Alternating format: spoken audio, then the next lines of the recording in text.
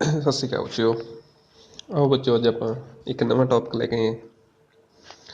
ਉਸ ਟੌਪਿਕ ਦਾ ਨਾਮ ਹੈ ਭਾਰਤ ਦੇ ਗਵਰਨਰ ਜਨਰਲ। ਬੱਚਿਓ, ਇਹ ਭਾਰਤੀ ਇਤਿਹਾਸ ਦਾ, ਆਧੁਨਿਕ ਇਤਿਹਾਸ ਦਾ, ਮਾਡਰਨ ਇਤਿਹਾਸ ਦਾ ਬਹੁਤ ਅੱਛਾ ਸਰੋਤ ਨੇ। ਜੇ ਤੁਸੀਂ ਮਾਡਰਨ ਇਤਿਹਾਸ ਨੂੰ ਚੰਗੇ ਤਰੀਕੇ ਨਾਲ ਸਮਝਣਾ। ਨਹੀਂ ਬੱਚਿਓ, ਤੁਹਾਨੂੰ ਮਾਡਰਨ ਇਤਿਹਾਸ ਦੇ ਵਿੱਚ ਘਟਨਾਵਾਂ ਨੂੰ ਜੋੜਨ ਦੇ ਵਿੱਚ, ਉਹਨਾਂ ਨੂੰ ਸਮਝਣ ਦੇ ਵਿੱਚ ਬਹੁਤ ਦਿੱਕਤ ਆਊਗੀ। ਇਸ ਕਰਕੇ ਇਹਨਾਂ ਗਵਰਨਰ ਜਨਰਲਾਂ 'ਤੇ ਆਪਾਂ ਫੋਕਸ ਕਰਾਂਗੇ, ਇਹਨਾਂ ਦੇ ਫੈਕਟ ਦੇਖਾਂਗੇ ਅਤੇ ਪੂਰੇ ਦਾ ਪੂਰਾ ਜਿਹੜਾ ਆਧੁਨਿਕ ਇਤਿਹਾਸ ਆਪਣਾ, ਉਹਨੂੰ ਚੰਗੇ ਤਰੀਕੇ ਨਾਲ ਕ੍ਰਮਵਾਰ ਬਿਨਾਂ ਯਾਦ ਕੀਤੇ ਤੁਹਾਡੇ ਅੰਦਰ ਰਚਾਵਾਂਗੇ। ਇਸ ਕਰਕੇ ਬੱਚਿਓ, ਸਭ ਤੋਂ ਪਹਿਲੀ ਗੱਲ ਤਾਂ ਇਹੀ ਹੋਣੀ ਚਾਹੀਦੀ ਤੁਹਾਡੇ ਅੰਦਰ, ਬਸ ਮਨ ਦਾ ਟਿਕਾਅ। ਤੁਸੀਂ ਸਿਰਫ ਆਪਣੇ ਮਨ ਦੇ ਟਿਕਾਅ ਨੂੰ ਜਾਰੀ ਰੱਖਣਾ ਹੈ, ਸੁਣਨਾ ਹੈ ਅਤੇ ਉਹਨੂੰ ਦੇਖਣਾ ਹੈ ਅਤੇ ਸਮਝਣਾ ਹੈ। ਬੱਚਿਓ, ਜਿਸ ਤਰ੍ਹਾਂ ਤੁਸੀਂ ਆਪਣੇ ਆਪ ਦੇ ਮਨ ਦੇ ਅੰਦਰ ਇਸ ਤਰ੍ਹਾਂ ਦੀਆਂ ਘਟਨਾਵਾਂ ਨੂੰ ਜੋ ਤੁਸੀਂ ਸੁਣੋਗੇ, ਸਮਝੋਗੇ, ਤਾਂ ਆਟੋਮੈਟਿਕ ਆਧੁਨਿਕ ਭਾਰਤੀ ਇਤਿਹਾਸ ਜਿਹੜਾ ਉਹ ਤੁਹਾਨੂੰ ਪਤਾ ਵੀ ਨਹੀਂ ਲੱਗਣਾ ਕਿਸ ਵੇਲੇ ਅਸੀਂ ਇਸ ਨੂੰ ਯਾਦ ਕਰ ਰਹੇ। ਬੱਚਿਓ, ਕਦੇ ਵੀ ਇਤਿਹਾਸ ਯਾਦ ਨਹੀਂ ਕੀਤਾ ਜਾਂਦਾ ਹੁੰਦਾ, ਇਤਿਹਾਸ ਨੂੰ ਸਮਝਿਆ ਜਾਂਦਾ ਹੁੰਦਾ ਹੈ। ਘਟਨਾਵਾਂ ਨੂੰ ਕੋਰਿਲੇਟ ਕਰੀਦਾ ਹੁੰਦਾ ਹੈ। ਕੋਰਿਲੇਟ ਕਰਨ ਦੇ ਨਾਲ ਤੁਹਾਡੀ ਜਿਹੜੀ ਮੈਮਰੀ ਹੈ, ਯਾਦ ਸ਼ਕਤੀ ਹੈ, ਉਹ ਵਧੂਗੀ। ਪਲੱਸ ਪੇਪਰ ਦੇ ਵਿੱਚ ਕਦੇ ਵੀ ਤੁਹਾਨੂੰ ਦਿੱਕਤ ਨਹੀਂ ਆਊਗੀ, ਕਿਉਂਕਿ ਹਿਸਟਰੀ ਬਹੁਤ ਅੱਛਾ ਇੰਜੋਏਬਲ ਸਬਜੈਕਟ ਹੈ। ਚਲੋ ਲੈਟਸ। ਬੱਚਿਓ, ਸਭ ਤੋਂ ਪਹਿਲਾਂ ਮੈਂ ਤੁਹਾਨੂੰ ਮਾਡਰਨ ਇਤਿਹਾਸ ਦਾ ਪਹਿਲਾ ਪੰਨਾ, ਜਿਹਦੇ ਉੱਤੇ ਤੁਸੀਂ ਸੁਣਿਆ ਹੋਣਾ ਪਲਾਸੀ ਦੀ ਲੜਾਈ। ਸ਼ੁਰੂ ਤੋਂ 6ਵੀਂ ਕਲਾਸ ਦੇ ਵਿੱਚ, 7ਵੀਂ ਕਲਾਸ ਦੇ ਵਿੱਚ, ਛੋਟੇ ਕਲਾਸਾਂ ਵਿੱਚ ਤੁਸੀਂ ਪੜ੍ਹਦੇ ਆ ਰਹੇ ਹੋ ਪਲਾਸੀ ਦੀ ਲੜਾਈ। ਪਲਾਸੀ ਦੀ ਲੜਾਈ ਕਿਉਂ ਮਸ਼ਹੂਰ ਹੈ? ਇੰਨੀ ਸਭ ਨੂੰ ਪਤਾ ਹੈ ਵੀ ਪਲਾਸੀ ਦੀ ਲੜਾਈ ਦੇ ਵਿੱਚ ਭਾਰਤੀ ਹਾਰੇ ਸੀ ਅਤੇ ਅੰਗਰੇਜ਼ ਜਿੱਤੇ ਸੀ। ਪਰ ਬੱਚਿਓ, ਲੜਾਈ ਭਾਵੇਂ ਛੋਟੀ ਸੀ, ਬਹੁਤੇ ਖੂਨ ਖਰਾਬਾ ਇਸ ਲੜਾਈ ਦੇ ਵਿੱਚ ਨਹੀਂ ਹੋਇਆ, ਪਰ ਅੰਗਰੇਜ਼ ਆਪਣੀ ਜੋ ਮਨਸ਼ਾ ਲੈ ਕੇ ਆਏ ਸੀ, ਉਹਨਾਂ ਦੇ ਵਿੱਚ ਸਫਲ ਹੋਏ। ਸਭ ਤੋਂ ਪਹਿਲਾਂ ਬੱਚਿਓ, ਮੈਂ ਤੁਹਾਨੂੰ ਦੱਸਣਾ, 23 ਜੂਨ ਨੂੰ 1753 ਪਲਾਸੀ ਲੜਾਈ ਹੋਈ। ਪਲਾਸੀ ਲੜਾਈ ਵਿੱਚ ਸਭ ਤੋਂ ਜਿਹੜਾ ਗੁੱਸੇਖੋਰ ਬੰਦਾ ਸੀ, ਸਿਰਾਜੂਦੌਲਾ, ਉਹਨੇ ਅੰਗਰੇਜ਼ਾਂ ਦੇ ਵਿਰੁੱਧ ਲੜੀ। ਬਹੁਤ ਅੱਛਾ ਫਾਈਟਰ ਸੀ ਬੱਚਿਓ, ਪਰ ਦਿੱਕਤ ਇੱਥੇ ਆਈ, ਪਰ ਜਿਹੜੇ ਇਹਦੇ ਨਾਲ ਦੇ ਸੀ, ਮੀਰ ਜਾਫਰ ਵਰਗੇ, ਰਾਏ ਦੁਰਲੱਭ, ਜਗਤ ਸੇਠ ਵਰਗੇ, ਅਮੀਰ ਚੰਦ ਵਰਗੇ, ਇਹਨਾਂ ਨੇ ਗਦਾਰੀ ਕਰ ਦਿੱਤੀ। ਗਦਾਰੀ ਕਰਨ ਦੇ ਕਾਰਨ ਬੱਚਿਓ ਇਹ ਪਲਾਸੀ ਦੀ ਲੜਾਈ ਹਾਰ ਗਿਆ ਅਤੇ ਅੰਗਰੇਜ਼ਾਂ ਨੂੰ ਇੱਕ ਰਸਤਾ ਮਿਲ ਗਿਆ ਭਾਰਤ 'ਤੇ ਹਮਲਾ ਕਰਨ ਦਾ, ਭਾਰਤ 'ਤੇ ਰਾਜ ਕਰਨ ਦਾ। ਬੱਚਿਓ, ਇੱਕੋ ਇੱਕ ਪੁਆਇੰਟ ਤੁਹਾਨੂੰ ਇੱਥੇ ਹੋਰ ਮੈਂ ਐਕਸਟਰਾ ਦੱਸਣਾ। ਮੀਰ ਮਦਾਨ ਅਤੇ ਮੋਹਨ ਲਾਲ, ਇਹ ਦੋ ਬੰਦੇ ਇਤਿਹਾਸਕ ਸਿਰਜਣਾ ਕਰਕੇ, ਮੀਰ ਮਦਾਨ ਅਤੇ ਮੋਹਨ ਲਾਲ। ਬੱਚਿਓ, ਇਹ ਦੋਨੇ ਹੀ ਸਿਰਾਜੂਦੌਲਾ ਨਾਲ ਲੜਦੇ ਹੋਏ ਮਾਰੇ ਗਏ ਸੀ। ਪੁੱਛ ਲੈਂਦੇ ਨੇ ਕਈ ਵਾਰੀ ਵੀ ਦੋ ਬੰਦੇ ਜਾਂ ਇਸ ਤਰ੍ਹਾਂ ਦੇ ਕੌਣ ਸੀ ਜਿਹੜੇ ਸਿਰਾਜੂਦੌਲਾ ਨਾਲ ਵੀਰਗਤੀ ਕਰ ਗਏ, ਤਾਂ ਬੱਚੇ ਉਹੀ ਨੇ, ਮੀਰ ਮਦਾਨ ਅਤੇ ਮੋਹਨ ਲਾਲ। ਇਹ ਯਾਦ ਰੱਖਣਾ, ਪਲਾਸੀ ਦੀ ਲੜਾਈ ਦੇ ਵਿੱਚ ਇਹ ਬਹੁਤ ਅੱਛੇ ਦੋਨੇ ਸੂਰਮੇ ਘੈਂਟ ਨੇ। ਬੱਚਿਓ, ਇਸ ਤੋਂ ਬਾਅਦ ਤੁਹਾਨੂੰ ਪਤਾ ਹੀ ਹੈ ਵੀ ਸਿਰਾਜੂਦੌਲਾ ਮਾਰਿਆ ਗਿਆ ਸੀ ਮੀਰ ਜਾਫਰ ਦੇ ਮੁੰਡੇ ਦੇ ਹੱਥੋਂ। ਇਸ ਤੋਂ ਬਾਅਦ ਬੱਚਿਓ ਇੱਕ ਹੋਰ ਯੁੱਧ, ਜਿਹਨੇ ਕਿ ਪੂਰਾ ਅੰਗਰੇਜ਼ਾਂ ਨੂੰ ਖੋਲ੍ਹਤਾ, ਪੂਰਾ ਅੰਗਰੇਜ਼ਾਂ ਨੂੰ ਅੱਗੇ ਲੰਘਣ ਦਾ ਰਸਤੇ ਬਣਾਤੇ, ਉਹ ਹੈਗਾ ਬਕਸਰ ਦਾ ਯੁੱਧ। 1764 ਦੇ ਵਿੱਚ ਇੱਕ ਅਜਿਹਾ ਯੁੱਧ ਹੁੰਦਾ ਹੈ, ਬਕਸਰ ਦਾ ਯੁੱਧ। ਬੱਚਿਓ, ਜਦੋਂ ਬਕਸਰ ਦੀ ਜਗ੍ਹਾ ਗਈ, ਬੱਚਿਓ ਇਸ ਦੇ ਵਿੱਚ ਜਿਹੜਾ ਬੰਦਾ ਆਪਾਂ ਕਹਿ ਲਈਏ ਮੀਰ ਕਾਸਿਮ ਪਹਿਲਾਂ ਪਲਾਸੀ ਲੜਾਈ ਤੋਂ ਬਾਅਦ ਇਹਨਾਂ ਗੱਦੀ 'ਤੇ ਬਿਠਾਤਾ ਸੀ, ਪਰ ਮੀਰ ਕਾਸਿਮ ਦੇ ਉੱਪਰ ਅੰਗਰੇਜ਼ ਵਾਰ-ਵਾਰ ਟੈਕਸ ਥੋਪ ਰਹੇ ਸੀ, ਤਾਂ ਇਹ ਤੰਗ ਆ ਗਿਆ ਸੀ। ਤੰਗ ਆਉਣ ਤੋਂ ਬਾਅਦ ਇਹਨੇ ਸਜਾਊਦੌਲਾ, ਇੱਥੇ ਬੱਚਿਓ ਇੱਕ ਸਜਾਊਦੌਲਾ ਅਤੇ ਸ਼ਾਹ ਆਲਮ ਅਤੇ ਖੁਦਾਬ ਮੀਰ ਕਾਸਿਮ, ਇਹ ਤਿੰਨਾਂ ਨੇ ਇੱਕ ਸੈਨਾ ਬਣਾਈ। ਸੈਨਾ ਦੇ ਵਿੱਚ ਇਹਨਾਂ ਨੇ ਗੱਠਜੋੜ ਕੀਤਾ। ਬੱਚਿਓ, ਇੱਕ ਯਾਦ ਰੱਖਿਓ, ਇੱਥੇ ਸਿਰਾਜੂਦੌਲਾ ਨਹੀਂ, ਬਕਸਰ ਦੇ ਯੁੱਧ ਵਿੱਚ ਸਜਾਊਦੌਲਾ ਹੈ। ਤਾਂ ਅਵਧ ਦਾ ਨਵਾਬ ਸੀ ਬੱਚਿਓ ਉਸ ਸਮੇਂ ਸਜਾਊਦੌਲਾ, ਤੇ ਮੁਗਲ ਸਮਰਾਟ ਕੌਣ ਸੀ? ਸ਼ਾਹ ਆਲਮ ਤੇ ਖੁਦ ਆਪ ਮੀਰ ਕਾਸਿਮ। ਇਹ ਤਿੰਨਾਂ ਨੇ ਗੱਠਜੋੜ ਕੀਤਾ, ਅੰਗਰੇਜ਼ਾਂ ਦੇ ਵਿਰੁੱਧ ਯੁੱਧ ਦਾ ਐਲਾਨ ਕਰਤਾ। ਇਸ ਯੁੱਧ ਦੇ ਵਿੱਚ ਵੀ ਬੱਚਿਓ ਅੰਗਰੇਜ਼ੀ ਸੈਨਾਪਤੀ ਸੀ ਇੱਕ ਹੈਕਟਰ ਮੁਨਰੋ। ਬੱਚੇ ਕੌਣ? Hector Munro.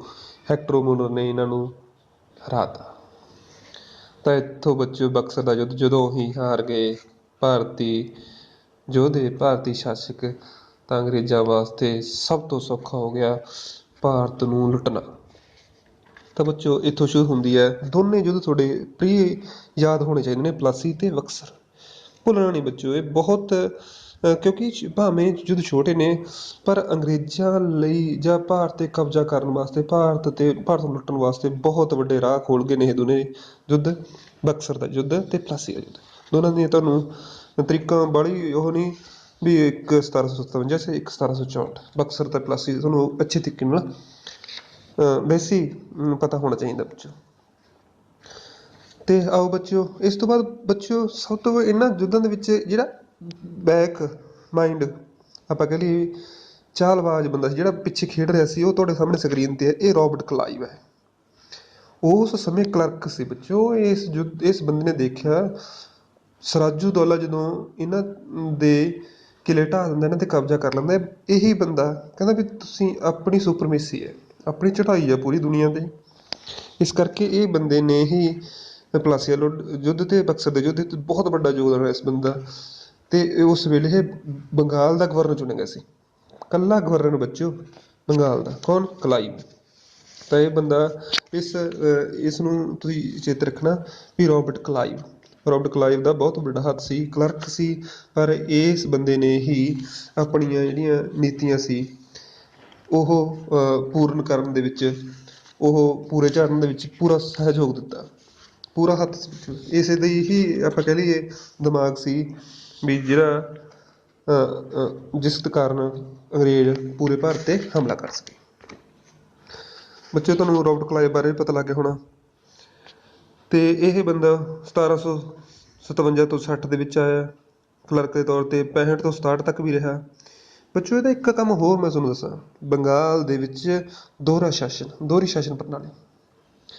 ਜਦੋਂ ਹੀ ਇਹ ਯੁੱਧ ਜਿੱਤ ਜਾਂਦੇ ਨੇ ਤਾਂ ਬੱਚਿਓ ਰਾਜੇ ਆਪਣੀ ਘਰ ਆਪਦਾ ਬੰਦਾ ਇੱਕ ਇਹਨਾਂ ਦੇ ਨਾਲ ਲਾ ਲਿਆ ਕਰਨ ਵੀ ਆਹ ਦੋਹਰੀ ਸ਼ਾਸਨ ਪ੍ਰਣਾਲੀ ਕਿਉਂ ਕੀਤੀ ਗਈ ਸੀ ਵੀ ਅਸੀਂ ਲੋਕ ਸਾਡੇ ਵਿਰੁੱਧ ਵਿਦਰੋਹ ਨਾ ਕਰ ਦੇਣ। ਤਾਂ ਦੋਹਰੀ ਸ਼ਾਸਨ ਪ੍ਰਣਾਲੀ ਕਹਿੰਦੇ ਬੱਚਿਓ ਇਹਨੂੰ। ਬੰਗਾਲ ਦੀ ਦੋਹਰੀ ਸ਼ਾਸਨ ਪ੍ਰਣਾਲੀ ਕਿਹਨੇ ਲਾਗੂ ਕੀਤੀ ਸੀ? ਰੋਬਰਟ ਕਲਾਈਵ ਨੇ। ਕਿਉਂ ਕੀਤੀ ਸੀ?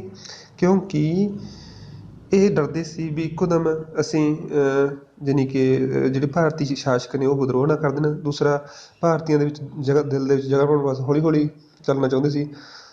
ਯੁੱਧ ਜਿੱਤ ਕੇ ਬੱਚਿਓ ਇਹ ਕਹਿ ਦਿੰਦੇ ਸੀ ਵੀ ਤੁਸੀਂ ਰਾਜ ਕਰੋ ਤੇ ਅਸੀਂ ਸਾਨੂੰ ਜੋ ਬਣਦਾ ਟੈਕਸ ਆ, ਜੋ ਹਰਜਾਨਾ ਯੁੱਧਾਂ ਦਾ, ਉਹ ਦਿੰਦੇ ਰਹੋ। ਤਾਂ ਦੋਹਰੀ ਸ਼ਾਸਨ ਪ੍ਰਣਾਲੀ ਰੋਬਰਟ ਕਲਾਈਵ ਨਾਲ ਸੰਬੰਧਿਤ ਹੈ। ਇਸ ਤੋਂ ਬੱਚਿਓ ਅਗਲਾ ਜਿਹੜਾ ਆਪਣਾ ਪਹਿਲਾ ਗਵਰਨਰ ਜਨਰਲ ਭਾਰਤ ਦਾ ਨਹੀਂ ਬੱਚਿਓ, ਬੰਗਾਲ ਦਾ ਗਵਰਨਰ ਜਨਰਲ ਪਹਿਲਾ ਕੌਣ ਹੈ? ਗਵਰਨਰ ਜਨਰਲ ਬੱਚਿਓ ਪਹਿਲਾ ਹੈਗਾ ਵਾਰਨ ਹੇਸਟਿੰਗ। ਆ ਤੁਹਾਡੇ ਬੱਚੇ ਦੇ ਸਾਹਮਣੇ ਸਕਰੀਨ 'ਤੇ ਵਾਰਨ ਹੇਸਟਿੰਗ। ਤਾਂ ਬੱਚਿਓ ਇਹ 1774 ਤੋਂ ਲੈ ਕੇ 85 ਤੱਕ ਗਵਰਨਰ ਜਨਰਲ ਰਿਹਾ। ਕੌਣ? ਵਾਰਨ ਹੇਸਟਿੰਗ। ਬੱਚਿਓ ਬੰਗਾਲ ਦਾ ਗਵਰਨਰ ਜਨਰਲ ਬਣ ਗਿਆ ਪਹਿਲਾ। ਤਾਂ ਜੇ ਤੁਹਾਨੂੰ ਪੁੱਛ ਲਿਆ ਬੰਗਾਲ ਦਾ ਪਹਿਲਾ ਗਵਰਨਰ ਜਨਰਲ ਦੱਸੋ ਤਾਂ ਤੁਹਾਡੇ ਦਿਮਾਗ ਦੇ ਵਿੱਚ ਹੋਣਾ ਚਾਹੀਦਾ ਵਾਰਨ ਹੇਸਟਿੰਗ ਬਸ। ਕਿਉਂਕਿ ਇਹਨੇ ਬੰਦੇ ਨੇ ਆ ਕੇ ਵਾਰਨਿੰਗ ਦੇ ਦਿੱਤੀ। ਵਾਰਨਿੰਗ ਆਪਾਂ ਯਾਦ ਕਰ ਲਾਂਗੇ। ਵਾਰਨਿੰਗ ਮਤਲਬ ਹੁੰਦਾ ਚੇਤਾਵਨੀ ਦੇਣਾ। ਬੱਚਿਓ ਇਹਨੇ ਆਉਣ ਸਾਰ ਪਹਿਲਾਂ ਤਾਂ ਇਹ ਕੀ ਕੀਤਾ, ਫੌਜਦਾਰੀ ਤੇ ਦੀਵਾਨੀ ਅਦਾਲਤਾਂ ਬਣਾਈਆਂ ਜ਼ਿਲ੍ਹਿਆਂ 'ਚ। ਹਰੇਕ ਜ਼ਿਲ੍ਹੇ 'ਚ ਕਹਿੰਦਾ ਅਦਾਲਤਾਂ ਬਣਾਓ, ਫੌਜਦਾਰੀ ਤੇ ਦੀਵਾਨੀ ਅਦਾਲਤਾਂ ਬਣਾਤੀਆਂ। ਦੂਸਰਾ ਬੱਚਿਓ ਇਹਨੇ ਕੰਮ ਇਹ ਕੀਤਾ ਵੀ ਕਲਕੱਤਾ ਦੇ ਵਿੱਚ ਮਦਰਸੇ ਦੀ ਸਥਾਪਨਾ ਕਰਤੀ 1781 ਦੇ ਵਿੱਚ। 1781 ਦੇ ਵਿੱਚ ਕੀ ਕੀਤੇ ਨੇ? ਕਲਕੱਤੇ ਦੇ ਵਿੱਚ ਮਦਰਸੇ ਦੀ ਸਥਾਪਨਾ। ਬੱਚਿਓ ਇੱਕ ਹੋਰ ਇਹਦਾ ਕੰਮ ਬਹੁਤ ਅੱਛਾ ਹੈ ਵੀ ਬਨਾਰਸ ਦੇ ਵਿੱਚ ਸੰਸਕ੍ਰਿਤ ਕਾਲਜ ਖੋਲ੍ਹਤਾ। ਹੁਣ ਕਾਲਜ ਇਹ ਕੰਮ ਕਿਉਂ ਕਰੀ ਜਾਂਦੇ ਨੇ? ਕਿਉਂਕਿ ਹੌਲੀ ਹੌਲੀ ਆਪਦੀ ਜਗ੍ਹਾ ਭਾਰਤੀਆਂ ਦੇ ਵਿੱਚ ਬਣਾਈ ਜਾਂਦੇ ਨੇ। ਸੰਸਕ੍ਰਿਤ ਦਾ ਕਾਲਜ ਖੋਲ੍ਹਣ ਦੀ ਇਹਨਾਂ ਨੂੰ ਕੀ ਲੋੜ ਪੈ ਗਈ? ਕਿੱਥੇ ਖੁੱਲ੍ਹਿਆ? ਬਨਾਰਸ ਦੇ ਵਿੱਚ। ਕਿਹਨੇ ਖੋਲ੍ਹਿਆ ਜਾਂ ਕਿਹੜਾ ਗਵਰਨਰ ਜਨਰਲ ਸੀ ਉਦੋਂ? ਤਾਂ ਇਹ ਸੀ ਵਾਰਨ ਹੇਸਟਿੰਗ।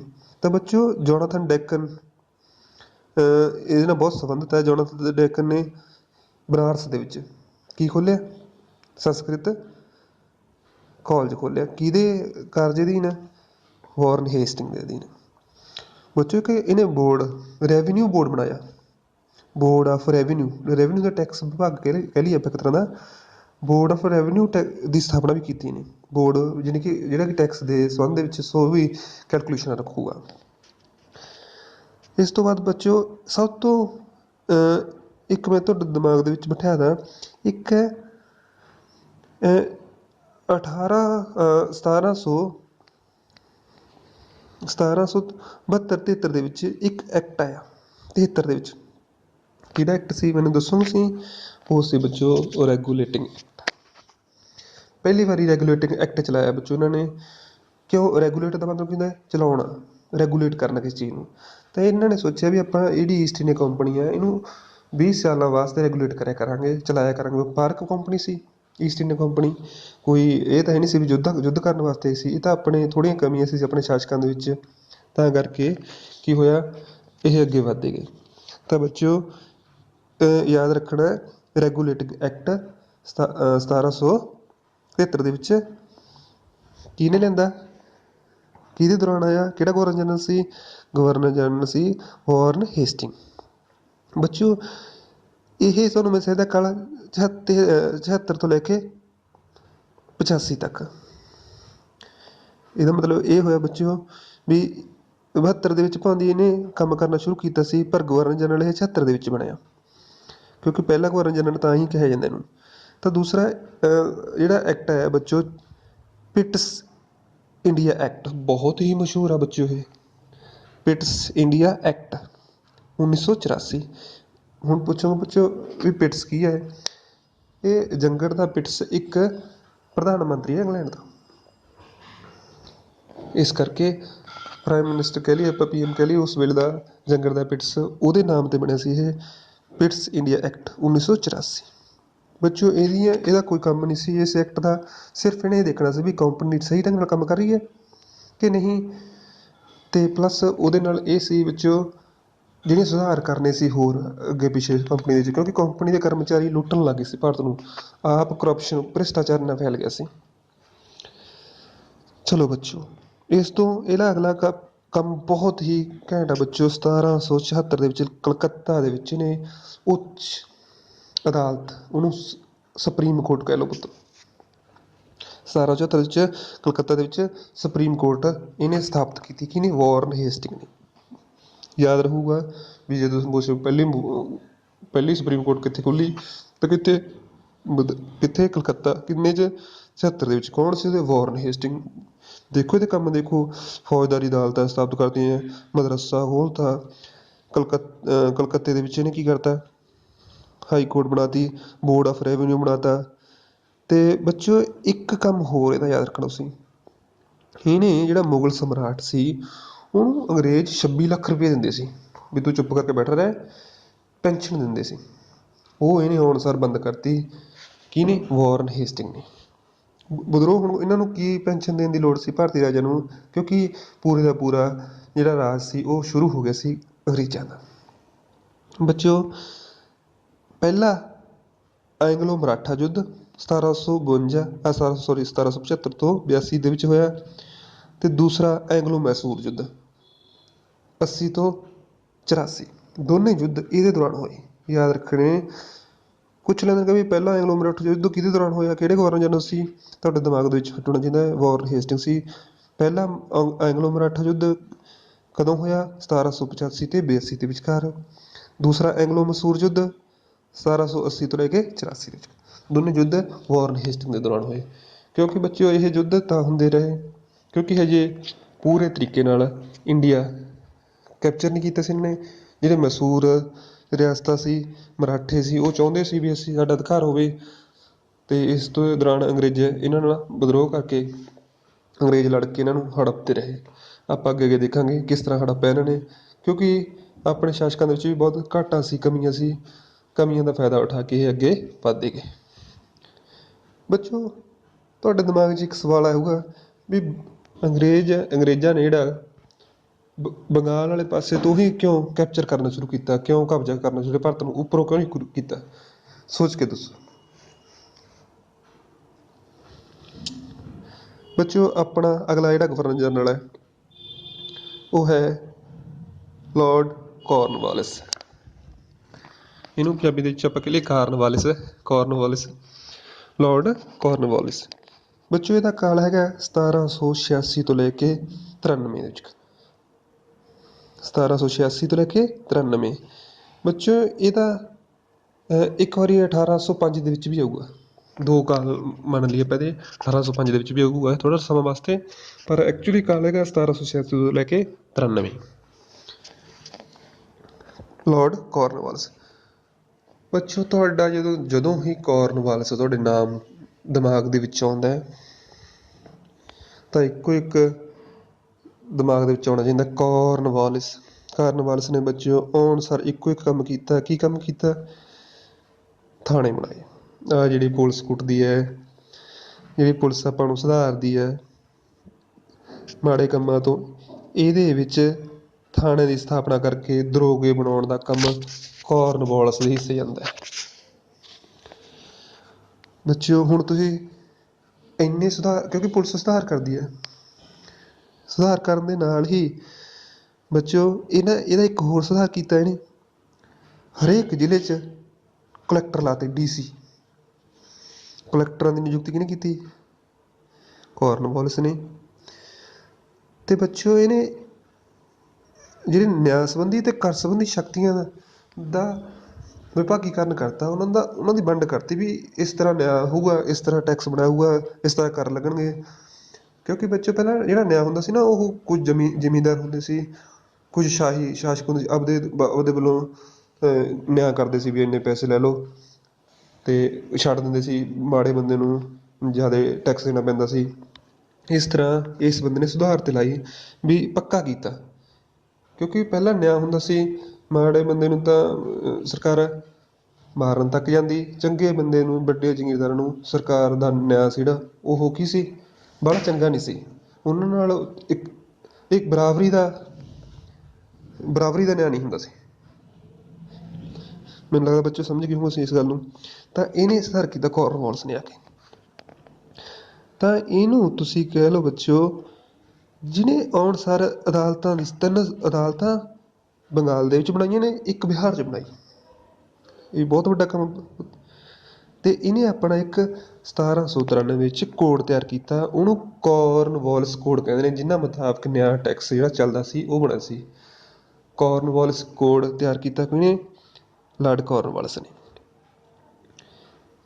ਅਤੇ ਬੱਚਿਓ ਇਹ ਤੁਹਾਡੇ ਦਿਮਾਗ ਦੇ ਵਿੱਚ ਫਿੱਟ ਹੋ ਗਈ ਹੋਣਾ ਵੀ ਸ਼ਕਤੀਆਂ ਦੀ ਵੰਡ ਕਰਤੀ ਇਹਨਾਂ ਨੇ, ਜ਼ਿਲ੍ਹੇ 'ਚ DC ਕਲੈਕਟਰ ਲਾ ਤੇ ਅਤੇ ਕਾਰਨਵਾਲਿਸ ਕੋਡ ਬਣਾ ਤਾ, ਪੁਲਿਸ ਕਰਮਚਾਰੀ ਸਥਾਪਿਤ ਕਰਤੇ, ਪੁਲਿਸ ਥਾਣੇ ਬਣਾ ਤੇ। ਬੱਚਿਓ ਇੱਕ ਹੋਰ,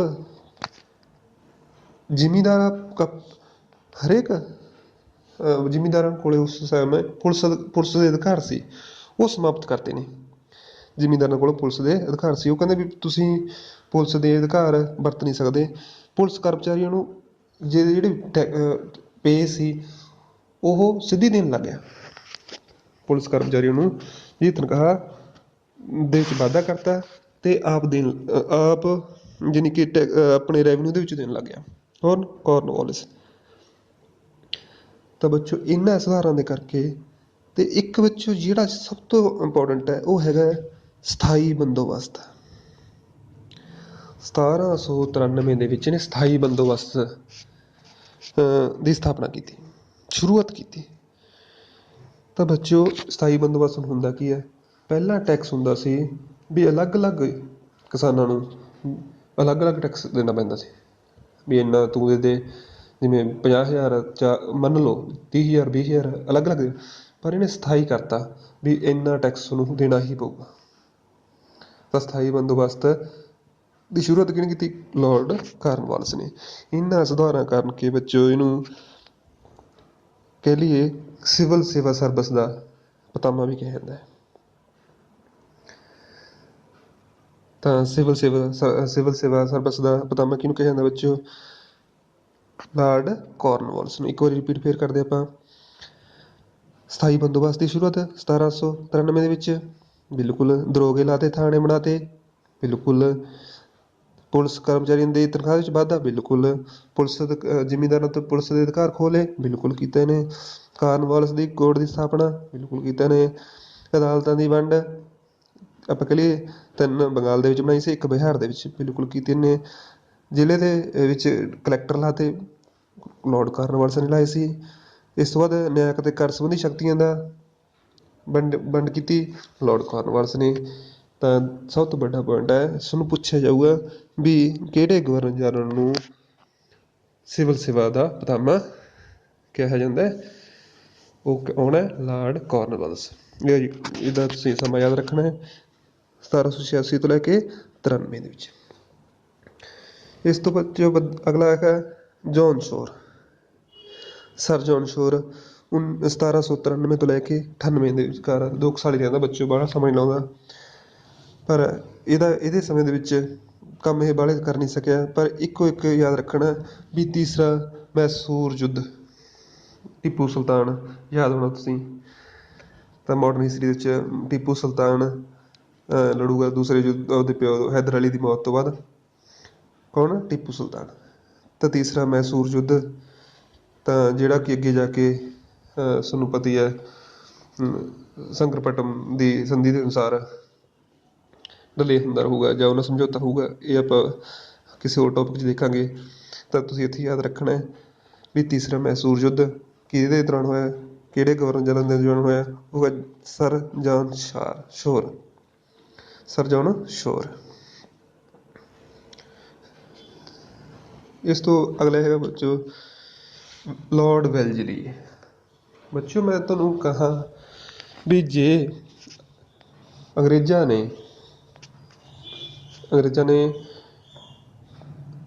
ਭਾਰਤ ਨੂੰ ਲੁੱਟਣ ਦੇ ਵਿੱਚ ਜਾਂ ਲੁੱਟ ਖਸੁੱਟ ਕਰਨ ਦੇ ਵਿੱਚ ਜਾਂ ਭਾਰਤੀਆਂ ਨੂੰ ਤੋੜਨ ਦੇ ਵਿੱਚ ਕਿਹੜੇ ਗਵਰਨਰ ਜਨਰਲ ਦਾ ਜ਼ਿਆਦਾ ਹੱਥ ਸੀ? ਉਹ ਹੈਗਾ ਲਾਰਡ ਵੈਲਜ਼ਲੀ। ਕਿਵੇਂ ਬੱਚਿਓ? ਇਹਦੇ ਵਿੱਚ ਇੱਕ ਚੀਜ਼ ਸਮਝਣ ਵਾਲੀ ਸੀ। ਇਹਨੇ ਇੱਕ ਸੰਧੀ ਚਲਾਈ, ਸਹਾਇਕ ਸੰਧੀ, ਯਾਦ ਹੋਣਾ। ਪਹਿਲਾਂ ਤਾਂ ਤੁਹਾਨੂੰ ਕਾਲ ਦੱਸਦਾ ਮੈਨੂੰ। 1798 ਤੋਂ ਲੈ ਕੇ 1805 ਦੇ ਵਿੱਚ ਤੁਹਾਡੇ ਸਾਹਮਣੇ ਸਕਰੀਨ 'ਤੇ ਦਿਸ ਹੀ ਰਿਹਾ ਹੈ। 1798 ਤੋਂ ਲੈ ਕੇ 1805 ਤੱਕ ਕੌਣ ਸੀ? ਲਾਰਡ ਵੈਲਜ਼ਲੀ। ਬੱਚਿਓ ਇੱਕ ਇਹੋ ਜਿਹਾ ਗਵਰਨਰ ਜਨਰਲ ਹੈ ਜਿਹਨੇ ਸਹਾਇਕ ਸੰਧੀ ਚਲਾਈ। ਸਹਾਇਕ ਸੰਧੀ ਦੇ ਵਿੱਚ ਬੱਚਿਓ ਇਹਨੇ ਇਹੋ ਜਿਹੀ ਚਲਾਕੀ ਖੇਡੀ ਵੀ ਅਸੀਂ ਤੁਹਾਡੇ ਮਿੱਤਰ ਹਾਂ। ਸ਼ਾਸਕ ਨੂੰ ਹੀ ਰਿਲਾਈਜ਼ ਕਰਾਉਂਦੇ ਸੀ, ਮਹਿਸੂਸ ਕਰਾਉਂਦੇ ਸੀ ਮਹਾਰਾਜੇ ਨੂੰ ਵੀ ਅਸੀਂ ਤੁਹਾਡੇ ਮਿੱਤਰ ਹਾਂ। ਮਿੱਤਰ ਦੇ ਕਰਕੇ ਉਹ ਕੋਈ ਵੀ, ਕਿਉਂਕਿ ਆਪਣੇ ਜਿਹੜੇ ਸ਼ਾਸਕ ਸੀ ਉਹਨਾਂ ਦੇ ਵਿੱਚ ਰਾਸ਼ਟਰੀਅਤਾ ਨਹੀਂ ਸੀ। ਉਹਨਾਂ ਨੂੰ ਇਹ ਲੱਗਦਾ ਸੀ ਜਿਵੇਂ ਮਰਾਠੇ ਸੀ, ਸੰਧੀਆ ਸੀ, ਅਤੇ ਮੈਸੂਰ ਦਾ ਆਪਾਂ ਪੜ੍ਹ ਕੇ ਟੀਪੂ ਸੁਲਤਾਨ ਸੀ, ਹੈਦਰ ਵਰਗੇ, ਇਹਨਾਂ ਨੂੰ ਆਪਸ ਵਿੱਚ ਇਹਨਾਂ ਦੇ ਯੂਨਿਟੀ ਹੈ ਨਹੀਂ ਸੀ। ਇਹਨਾਂ ਨੂੰ ਜਿਹੜੀ ਆ ਰਹੇ ਸੀ ਅੰਗਰੇਜ਼, ਬ੍ਰਿਟਿਸ਼ ਆ ਰਹੇ ਸੀ, ਉਹਨਾਂ ਜੇ ਇਕੱਠੇ ਹੋ ਕੇ ਸਾਰੇ ਇਹਨਾਂ ਦੇ ਵਿਰੁੱਧ ਲੜ ਪਏ, ਸ਼ਾਇਦ ਮੇ ਵੀ ਅੱਜ ਅੰਗਰੇਜ਼ ਇੰਨੇ ਸਾਲ ਆਪਾਂ ਗੁਲਾਮ ਨਾ ਰਹਿੰਦੇ ਅੰਗਰੇਜ਼ਾਂ ਦੇ। ਪਰ ਗੱਲ ਇਹ ਸੀ ਵੀ ਇਹਨਾਂ ਦੀਆਂ ਆਪਸੀ ਦੁਸ਼ਮਣੀਆਂ ਦਾ ਫਾਇਦਾ ਉਠਾਉਂਦੇ ਰਹੇ ਇਹ, ਖਾਸ ਕਰਕੇ ਲਾਰਡ ਵੈਲਜ਼ਲੀ ਤਾਂ ਇੰਨਾ ਫਾਇਦਾ ਉਠਾਇਆ, ਇਹਨੂੰ ਸਹਾਇਕ ਸੰਧੀ ਦਾ ਪਿਤਾਮਾ ਕਿਹਾ ਜਾਂਦਾ ਹੈ। ਤਾਂ ਸਹਾਇਕ ਸੰਧੀ ਨਾਲ ਬੱਚਿਓ ਇਹਨੇ ਆਪਦੇ ਨਾਲ ਰਾਜੇ ਮਿਲਾਉਂਦਾ ਗਿਆ, ਉਹਨਾਂ ਦੀ ਸਹਾਇਤਾ ਕਰਦਾ ਗਿਆ। ਸਹਾਇਤਾ ਕਰਨ ਤੋਂ ਬਾਅਦ ਉਹਨਾਂ ਨੂੰ ਬਾਉਂਡ ਕਰਦਿਆ ਕਰੇ ਵੀ ਤੂੰ ਯੁੱਧ ਨਹੀਂ ਕਰਨਾ, ਇੰਨੇ ਆਹ ਸਿਪਾਹੀ ਨਹੀਂ ਰੱਖਣੇ, ਨਹੀਂ ਕਰਨਾ। ਬੱਚਿਓ ਬੰਨ੍ਹ ਦਿੱਤਾ ਜਾਂਦਾ ਸੀ ਜਦੋਂ ਰਾਜਾ ਇਸੇ ਤਰ੍ਹਾਂ ਆਪਦੇ ਨਾਲ ਉਹ ਉਸ ਦੇ ਰਾਜ ਮਿਲਾਉਂਦਾ ਗਿਆ। ਜਿਵੇਂ ਹੈਦਰਾਬਾਦ ਸਭ ਤੋਂ ਪਹਿਲਾਂ 98 ਦੇ ਵਿੱਚ ਇਹਨੇ ਸਹਾਇਕ ਸੰਧੀ ਨਾਲ ਹੈਦਰਾਬਾਦ ਮਿਲਾਇਆ, ਫਿਰ ਮੈਸੂਰ ਮਿਲਾਇਆ 1799 ਦੇ ਵਿੱਚ, ਫਿਰ ਤੰਜੌਰ ਮਿਲਾਇਆ, ਫਿਰ ਅਵਧ ਮਿਲਾਇਆ, ਪੇਸ਼ਵਾ ਮਿਲਾਇਆ ਬੱਚਿਓ, ਫਿਰ ਬਰਾਰ ਮਿਲਾਇਆ, ਫਿਰ ਸਿੰਧੀਆ ਦਾ ਮਿਲਾਇਆ। ਕਈ ਵਾਰੀ ਇਹੀ ਪੁੱਛ ਲੈਂਦੇ ਨੇ ਵੀ ਵੈਲਜ਼ਲੀ ਨੇ ਕਿਹੜੇ ਰਾਜ ਸਹਾਇਕ ਸੰਧੀ ਦੌਰਾਨ ਮਿਲਾਏ, ਜਾਂ ਪਹਿਲਾ ਕਿਹੜਾ ਰਾਜ ਸੀ? ਪਹਿਲਾ ਹੈਦਰਾਬਾਦ ਸੀ 1798 'ਚ। ਯਾਦ ਰੱਖਣਾ। ਤੰਜੌਰ ਹੋ ਗਿਆ, ਅਵਧ ਹੋ ਗਿਆ, ਪੇਸ਼ਵਾ ਹੋ ਗਿਆ, ਇਹ ਬਹੁਤ ਵਾਰੀ ਪੇਪਰਾਂ ਦੇ ਵਿੱਚ ਪੁੱਛੇ ਜਾਂਦੇ ਨੇ। ਤਾਂ ਬੱਚਿਓ ਸਹਾਇਕ ਸੰਧੀ ਦਾ ਪਿਤਾਮਾ ਕੌਣ ਹੈ? ਲਾਰਡ ਵੈਲਜ਼ਲੀ। ਮੇ ਵੀ ਇਹ ਤੁਹਾਡੇ ਯਾਦ ਰਹੂਗਾ। ਕੌਣ ਸੀ? ਲਾਰਡ ਵੈਲਜ਼ਲੀ। ਇਹਦਾ ਕਾਲ ਵੀ ਯਾਦ ਰੱਖਣਾ 1798 ਤੋਂ 1805। ਤਾਂ ਚੌਥਾ ਐਂਗਲੋ ਮੈਸੂਰ ਯੁੱਧ ਇਹਦੇ ਦੌਰਾਨ ਹੁੰਦਾ ਬੱਚਿਓ, ਲਾਸਟ ਕਹਿ ਲਈਏ ਆਪਾਂ। ਚੌਥਾ ਸ੍ਰੀ ਰੰਗਪਟਮ ਦੀ ਸੰਧੀ ਦੇ ਅਨੁਸਾਰ ਮੇ ਵੀ ਇਹ ਖਤਮ ਹੋਊਗਾ, ਤਾਂ ਜਿਹਦੇ ਵਿੱਚ ਟੀਪੂ ਸੁਲਤਾਨ ਲੜਦਾ ਲੜਦਾ ਸ਼ਹੀਦ ਹੋ ਜਾਂਦਾ। ਤੇ ਚੌਥਾ ਐਂਗਲੋ ਮੈਸੂਰ ਯੁੱਧ ਕਿਹਦੇ ਸਮੇਂ ਲਾਰਡ ਵੈਲਜ਼ਲੀ। ਤਾਂ ਬੱਚਿਓ ਇੱਕ ਹੋਰ, ਕਲਕੱਤਾ ਦੇ ਵਿੱਚ ਫੋਰਟ ਵਿਲੀਅਮ ਕਾਲਜ ਦੀ ਸਥਾਪਨਾ। ਇਹ ਬੱਚਾ NTSC ਹੋ ਗਿਆ, NMS ਹੋ ਗਿਆ, ਇਹਦੇ ਵਿੱਚ ਬਹੁਤ ਵਾਰੀ ਪੁੱਛ ਲਿਆ ਗਿਆ ਵੀ ਫੋਰਟ ਵਿਲੀਅਮ ਕਾਲਜ ਦੀ ਸਥਾਪਨਾ ਕਿਸਨੇ ਕੀਤੀ, ਕਿਸ ਦੇ ਦੌਰਾਨ ਹੋਈ? ਲਾਰਡ ਵੈਲਜ਼ਲੀ ਨੇ। ਕਲਕੱਤਾ ਦੇ ਵਿੱਚ ਸੀ ਇਹ ਫੋਰਟ ਵਿਲੀਅਮ ਕਾਲਜ। ਬੱਚੇ ਦੋ ਕੰਮ ਤੁਸੀਂ ਇਹਦਾ ਮਹਾਨ ਕੰਮ ਤੁਸੀਂ ਯਾਦ ਰੱਖਿਓ। ਸਹਿਕ ਸੰਧੀ ਕਿਹੜੀ ਹੈ? ਲਾਰਡ ਵੈਲਜ਼ਲੀ। ਤੁਹਾਡੇ ਸਾਹਮਣੇ ਸਕਰੀਨ ਤੇ ਹੈ, ਇਹ ਗਵਰਨਰ ਜਨਰਲ ਹੈ। ਇਸ ਤੋਂ ਬਾਅਦ ਬੱਚਿਓ ਇਹ ਬੋਰਲੇ ਹੈ, ਭਾਵੇਂ 1805 ਤੋਂ ਲੈ ਕੇ 1807 ਤੱਕ ਰਹੂਗਾ। ਸਰ ਜਾਰਜ ਵੋਰਲੇ। ਬੱਚਿਓ ਇਹਦੇ ਦੌਰਾਨ ਇੱਕੋ ਇੱਕ ਕੰਮ ਹੋਇਆ, ਬਿਲੌਰ ਦਾ ਸਿਪਾਹੀ ਵਿਦਰੋਹ। ਬਸ ਇਹ ਯਾਦ ਰੱਖਣਾ, 1806 ਦੇ ਵਿੱਚ ਬਿਲੌਰ ਦੇ ਵਿੱਚ ਸਿਪਾਹੀ ਵਿਦਰੋਹ ਹੋਇਆ ਸੀ ਇੱਕ ਵਾਰੀ। ਤਾਂ ਸਰ ਬਿਲੌਰ ਤੋਂ ਜਾਰੀ ਰੱਖੋ ਸੀ ਵੋਰਲੋ ਦੇ ਵਿੱਚ ਵੈਲੋਰ ਦਾ ਸਿਪਾਹੀ ਵਿਦਰੋਹ। ਇਸ ਤੋਂ ਬਾਅਦ ਬੱਚਿਓ ਆਹ ਜਿਹੜਾ ਯਾਦ ਰੱਖਣਾ, ਲਾਰਡ ਮਿੰਟੋ ਪਹਿਲਾ। ਯਾਦ ਰੱਖਿਓ ਬੱਚਿਓ, ਲਾਰਡ ਮਿੰਟੋ ਪਹਿਲਾ 1807 ਤੋਂ ਲੈ ਕੇ 1813। ਲਾਰਡ ਮਿੰਟੋ ਪਹਿਲਾ। ਮਿੰਟੋ ਦੀਆਂ ਕਹਾਣੀਆਂ, ਆਪਣਾ ਸਾਹਿਤਕਾਰ ਵੀ ਬਹੁਤ ਅੱਛੇ ਨੇ ਮਿੰਟੋ। ਪਰ ਲਾਰਡ ਮਿੰਟੋ ਪਹਿਲੋਂ ਇਹ ਆਪਣਾ ਗਵਰਨਰ ਜਨਰਲ ਰਿਹਾ ਜਿਹੜਾ। ਬੱਚੋ ਇਹ ਆਪਣੇ ਪੰਜਾਬ ਨਾਲ ਬਹੁਤ ਹੀ ਟੱਚ ਕਰਦਾ। ਕਿਵੇਂ? ਰਣਜੀਤ ਸਿੰਘ ਨਾਲ 25 ਅਪ੍ਰੈਲ 1809 ਨੂੰ ਇਹਨੇ ਇੱਕ ਸੰਧੀ ਕੀਤੀ ਸੀ। ਉਸ ਸੰਧੀ ਦਾ ਨਾਮ ਹੈ ਅੰਮ੍ਰਿਤਸਰ ਦੀ ਸੰਧੀ। ਬੱਚਿਓ ਬੜੇ ਐਗਜ਼ਾਮ ਦੇ ਵਿੱਚ ਤਾਂ ਪੁੱਛੀ ਜਾਂਦਾ, ਇਹ ਸੰਧੀ ਇੰਨੀ ਘੈਂਟ ਹੈ ਕਿਉਂਕਿ ਇਹਦੇ ਦੌਰਾਨ ਹੀ ਅੰਗਰੇਜ਼ਾਂ ਨੇ ਕਹਿਤਾ ਸੀ ਵੀ ਰਣਜੀਤ ਸਿੰਘ ਨੂੰ ਵੀ ਤੂੰ ਸਤਲੁਜ ਦੇ ਪਾਰ ਅਸੀਂ ਨਹੀਂ ਜਾਂਦੇ, ਸਤਲੁਜ ਤੋਂ ਇੱਧਰ ਤੂੰ ਨਹੀਂ ਆਉਣਾ। ਬਾਉਂਡ ਕਰਤਾ ਸੀ ਇੱਕ ਉੱਥੇ। ਇਹ ਲਾ ਲਓ ਵੀ ਲਾਰਡ ਮਿੰਟੋ ਤੱਕ ਆਉਂਦੇ 1807 ਦੀ ਗੱਲ ਹੈ ਇਹ, 1813 ਤੱਕ ਲਾਰਡ ਮਿੰਟੋ ਤੱਕ ਸਤਲੁਜ ਦਰਿਆ ਤੱਕ ਪਹੁੰਚ ਗਏ ਸੀ। ਸਤਲੁਜ ਦਰਿਆ ਤੁਹਾਨੂੰ ਪਤਾ ਹੈ ਪੰਜਾਬ ਦੇ ਵਿੱਚ ਪੈਂਦਾ ਹੈ। ਤਾਂ ਬੱਚਿਓ ਇਹ ਅੰਮ੍ਰਿਤਸਰ ਦੀ ਸੰਧੀ ਯਾਦ ਰੱਖਣੀ ਹੈ। ਇਹ ਵੀ ਯਾਦ ਹੋ ਗਿਆ ਤੁਹਾਡੇ ਦਿਮਾਗ ਦੇ ਵਿੱਚ ਬੈਠਿਆ ਹੋਊਗਾ ਵੀ ਕਿਹਦੇ ਨਾਲ ਹੋਈ ਸੀ? ਮਹਾਰਾਜਾ ਰਣਜੀਤ ਸਿੰਘ ਨਾਲ। ਕਿਹਦੀ ਹੋਈ ਸੀ? ਲਾਰਡ ਮਿੰਟੋ ਦੀ ਹੋਈ ਸੀ। ਕਦੋਂ ਹੋਈ ਸੀ? 25 ਅਪ੍ਰੈਲ 1809 ਦੇ ਵਿੱਚ। ਤਾਂ ਬੱਚਿਓ ਇੱਕ ਇੱਥੇ ਹੋਰ ਮੈਂ ਤੁਹਾਨੂੰ ਯਾਦ ਦੱਸਾਂ, 1813 ਦੇ ਵਿੱਚ ਇੱਕ ਚਾਰਟਰ ਐਕਟ ਆਉਂਦਾ ਹੈ। ਕਿਹੜਾ ਐਕਟ ਬੱਚਿਓ? 1813 ਦੇ ਵਿੱਚ ਚਾਰਟਰ ਐਕਟ। ਬੱਚਿਓ ਇਹ ਚਾਰਟਰ ਐਕਟ ਦੀ ਇੱਕ ਵਿਸ਼ੇਸ਼ਤਾ ਯਾਦ ਰੱਖਿਓ ਵੀ ਇਸ ਚਾਰਟਰ ਐਕਟ ਅਧੀਨ ਅੰਗਰੇਜ਼ ਕਹਿੰਦੇ ਅਸੀਂ ਭਾਰਤ ਦੇ ਵਿੱਚ 1 ਲੱਖ ਸਿੱਖਿਆ ਤੇ ਲਾਇਆ ਕਰਾਂਗੇ। 1 ਲੱਖ ਰੁਪਇਆ ਸਿੱਖਿਆ ਤੇ ਖਰਚ ਕਰਿਆ ਕਰਾਂਗੇ। ਕਿਹੜੇ ਐਕਟ ਅਧੀਨ? 1813 ਦੇ ਅਧੀਨ। 13 ਕਰਤੀ। ਤੇ ਬਾਕੀ ਈਸਾਈ ਧਰਮ ਨੂੰ ਫੈਲਾਉਣ ਵਾਸਤੇ ਈਸਾਈ ਮਿਸ਼ਨਰੀਆਂ ਨੂੰ ਇਹਨਾਂ ਨੇ ਅਲਾਓ ਕਰਤਾ। ਕਹਿੰਦੇ ਆਓ ਈਸਾਈ ਮਿਸ਼ਨਰੀ ਆਉਣ ਲੱਗ ਗਏ ਹੁਣ ਭਾਰਤ ਦੇ ਵਿੱਚ, ਤੇ ਉਹ ਆਪਣਾ ਈਸਾਈ ਧਰਮ ਫੈਲਾਉਣ ਲੱਗ ਗਏ। ਮੇਰੇ ਹਿਸਾਬ ਨਾਲ ਬੱਚੇ ਇਹਦੇ ਦੋ ਕੰਮ ਤੁਹਾਡੇ ਯਾਦ ਰਹਿਣਗੇ ਲਾਰਡ ਮਿੰਟੋ ਦੇ, ਇੱਕ ਤਾਂ ਅੰਮ੍ਰਿਤਸਰ ਦੀ ਸੰਧੀ ਤੇ ਦੂਸਰਾ ਈਸਾਈ ਮਿਸ਼ਨਰੀ ਵਾਲਾ। ਤੇ ਐਕਟ ਹੈ 1813 ਦਾ ਐਕਟ। 1813 ਦਾ ਐਕਟ ਦੇ ਵਿੱਚ ਬਹੁਤ ਵਾਰੀ ਪੁੱਛਿਆ ਗਿਆ ਬੱਚੇ ਇਹ ਵੀ ਪਹਿਲੀ ਵਾਰੀ 1 ਲੱਖ ਰੁਪਇਆ ਸਿੱਖਿਆ ਦੇ ਖਰਚਣ ਦੇ ਵਿੱਚ ਕਿਹੜੇ ਐਕਟ ਦੇ ਅਧੀਨ ਹੋਇਆ? 1813 ਦੇ ਵਿੱਚ। ਤੁਹਾਨੂੰ ਇਹ ਵੀ ਯਾਦ ਹੋ ਗਿਆ ਹੋਣਾ ਲਾਰਡ ਮਿੰਟੋ। ਬਸ ਕੰਮ ਖਤਮ ਹੈ। 1807 ਦੀ ਗੱਲ ਹੈ। ਪੰਜਾਬ ਨਾਲ ਤੁਸੀਂ ਜਿਹੜਾ ਯਾਦ ਰੱਖਣਾ ਹੈ ਉਹ ਅੰਮ੍ਰਿਤਸਰ ਦੀ ਸੰਧੀ ਯਾਦ ਰੱਖਣੀ ਹੈ। ਇਸ ਤੋਂ ਬੱਚਿਓ ਅਗਲਾ ਜਿਹੜਾ ਆਪਣਾ ਗਵਰਨਰ ਜਨਰਲ ਹੈ ਉਹ ਹੈਗਾ ਕੌਣ? ਹੇਸਟਿੰਗ। Lord Hasting. 1813 ਤੋਂ ਲੈ ਕੇ 1823। ਕੌਣ? Lord Hasting. ਬੱਚਿਓ ਇਹਨੇ ਪਹਿਲਾਂ ਤਾਂ ਤੁਹਾਡੇ ਦਿਮਾਗ ਵਿੱਚ ਜਦੋਂ ਲਾਰਡ ਹੇਸਟਿੰਗ ਆ ਗਿਆ, ਬੱਚੇ ਇੱਥੇ ਉਲਝ ਜਾਂਦੇ ਨੇ। ਬੱਚੇ ਬਹੁਤ ਸਾਰੇ ਸਟੂਡੈਂਟ ਉਲਝ ਜਾਂਦੇ ਨੇ ਵੀ ਵਾਰਨ ਹੇਸਟਿੰਗ ਤੇ ਲਾਰਡ ਹੇਸਟਿੰਗ ਇੱਕੋ ਜਿਹੇ ਨੇ। ਵਾਰਨ ਹੇਸਟਿੰਗ ਆਪਣਾ ਪਹਿਲਾ ਗਵਰਨਰ ਜਨਰਲ ਸੀ ਤੇ ਇਹ ਲਾਰਡ ਹੇਸਟਿੰਗ ਹੈ। ਕੌਣ? Lord Hasting. ਬੱਚਿਓ ਆਪਾਂ ਇਹਦੇ ਥੋੜ੍ਹੇ ਜਿਹੇ ਕੰਮ ਦੇਖ ਲਈਏ। ਪਹਿਲਾਂ ਤਾਂ ਇਹਨੇ ਬੱਚੋ ਪਿੰਡਾਰੀਆਂ ਦਾ ਦਮਨ ਕੀਤਾ। ਭੰਡਾਰੀ ਇੱਕ ਤਰ੍ਹਾਂ ਦੇ ਗੁਰੀਲਾ ਯੁੱਧ ਬਣਾ ਕੇ ਤੰਗ ਕਰਦੇ ਸੀ ਇਹਨਾਂ ਨੂੰ। ਤੇ ਐਕਚੁਅਲੀ ਇਹਨਾਂ ਨੇ ਜਾਣਿਆ ਸੀ ਵੀ ਇੱਕ ਤਰ੍ਹਾਂ ਦੇ ਡਾਕੂ ਨੇ ਇਹ, ਇਹਨਾਂ ਦਾ ਦਮਨ ਕਰਨਾ ਚਾਹੀਦਾ ਹੈ। ਇਹ ਸ਼ਾਸਨ ਨੂੰ ਕਰ ਨਹੀਂ ਦਿੰਦੇ, ਲੋਕਾਂ ਨੂੰ ਤੰਗ ਕਰਦੇ ਨੇ ਜਾਂ ਲੁੱਟਾਂ ਖੋਹਾਂ ਕਰਦੇ ਨੇ। ਭੰਡਾਰੀਆਂ ਦਾ ਦਮਨ ਕੀਤਾ। ਭੰਡਾਰੀਆਂ ਦਾ ਦਮਨ ਕਿਹਨੇ ਕੀਤਾ ਸੀ? ਲਾਰਡ ਹੇਸਟਿੰਗ ਨੇ। ਬੱਚੋ ਫਿਰ ਪ੍ਰੈਸ ਪ੍ਰਤੀ ਉਦਾਰ ਰਵੱਈਆ, ਵਧੀਆ ਨਰਮ ਰਵੱਈਆ ਕਿਹਦੇ? ਪ੍ਰੈਸ ਪ੍ਰਤੀ। ਪ੍ਰੈਸ ਕਿਹਦੇ ਬੱਚੋ? ਅਖਬਾਰਾਂ, ਸਾਹਿਤਕ ਰਸਾਲੇ ਜੋ ਕਿਤਾਬਾਂ ਛਪਦੀਆਂ ਨੇ ਉਹਦੇ ਪ੍ਰਤੀ ਉਦਾਰ ਰਵੱਈਆ ਅਪਣਾਇਆ ਕਿਹਨੇ? ਲਾਰਡ ਹੇਸਟਿੰਗ ਨੇ। ਕਿਹਨੇ? ਲਾਰਡ ਹੇਸਟਿੰਗ ਨੇ। ਬੱਚੋ ਇਹ ਭੰਡਾਰੀਆਂ ਦਾ ਦਮਨ ਕੀਤਾ ਇਹਨੇ, ਦਬਾ ਤੇ ਉਹ ਭਜਾ ਤੇ ਕੁੱਟ ਮਾਰ ਕੇ ਪ੍ਰੈਸ ਪ੍ਰਤੀ ਉਦਾਰ ਰਵੱਈਆ ਅਪਣਾਇਆ ਇਹਨੇ। ਤੇ ਇੱਕ ਕੰਮ ਇਹਨੇ ਕੀਤਾ, ਮਰਾਠਾ ਸ਼ਕਤੀ ਦਾ ਪੂਰਨ ਤੌਰ ਤੇ, ਮਰਾਠਿਆਂ ਨੂੰ ਪੂਰਨ ਤੌਰ ਤੇ ਸਮਾਪਤ ਕੀਤਾ ਇਹਨੇ। ਕਿਹਨੇ? ਲਾਰਡ ਹੇਸਟਿੰਗ ਨੇ। ਤਾਂ ਬੱਚੋ ਇੱਥੇ ਇੱਕ ਪੁਆਇੰਟ ਹੋਰ ਯਾਦ ਰੱਖਣਾ ਹੈ, ਐਂਗਲੋ ਨੇਪਾਲ ਯੁੱਧ। ਦੇਖੋ ਬੱਚੋ ਨੇਪਾਲ ਨਾਲ ਵੀ, ਐਂਗਲੋ ਮਤਲਬ ਅੰਗਰੇਜ਼, ਨੇਪਾਲ ਨਾਲ ਵੀ ਯੁੱਧ ਸੀ ਇਹਨਾਂ ਦਾ 1806 ਦੇ ਵਿੱਚ। ਜਿਹੜਾ ਯੁੱਧ ਹੋਇਆ ਐਂਗਲੋ ਨੇਪਾਲ ਯੁੱਧ, ਉਹ ਇੱਕ ਸੰਧੀ ਨਾਲ ਸਮਾਪਤ ਹੋਇਆ ਸੀ, ਸੰਗੋਲੀ ਦੀ ਸੰਧੀ। ਤਾਂ ਤੁਹਾਨੂੰ ਇੱਥੇ 3 ਚੀਜ਼ਾਂ ਯਾਦ ਬੱਚੇ ਪਤਾ ਲੱਗ ਗਈਆਂ ਵੀ ਅੰਗਰੇਜ਼ਾਂ ਦਾ ਨੇਪਾਲ ਨਾਲ ਵੀ ਯੁੱਧ ਹੋਇਆ। ਕਦੋਂ ਹੋਇਆ? 1816 'ਚ। ਤੇ ਜਿੱਤੇ ਕੌਣ? ਅੰਗਰੇਜ਼ ਹੀ ਜਿੱਤੇ ਹੋਣਗੇ ਅਫਕੋਰਸ।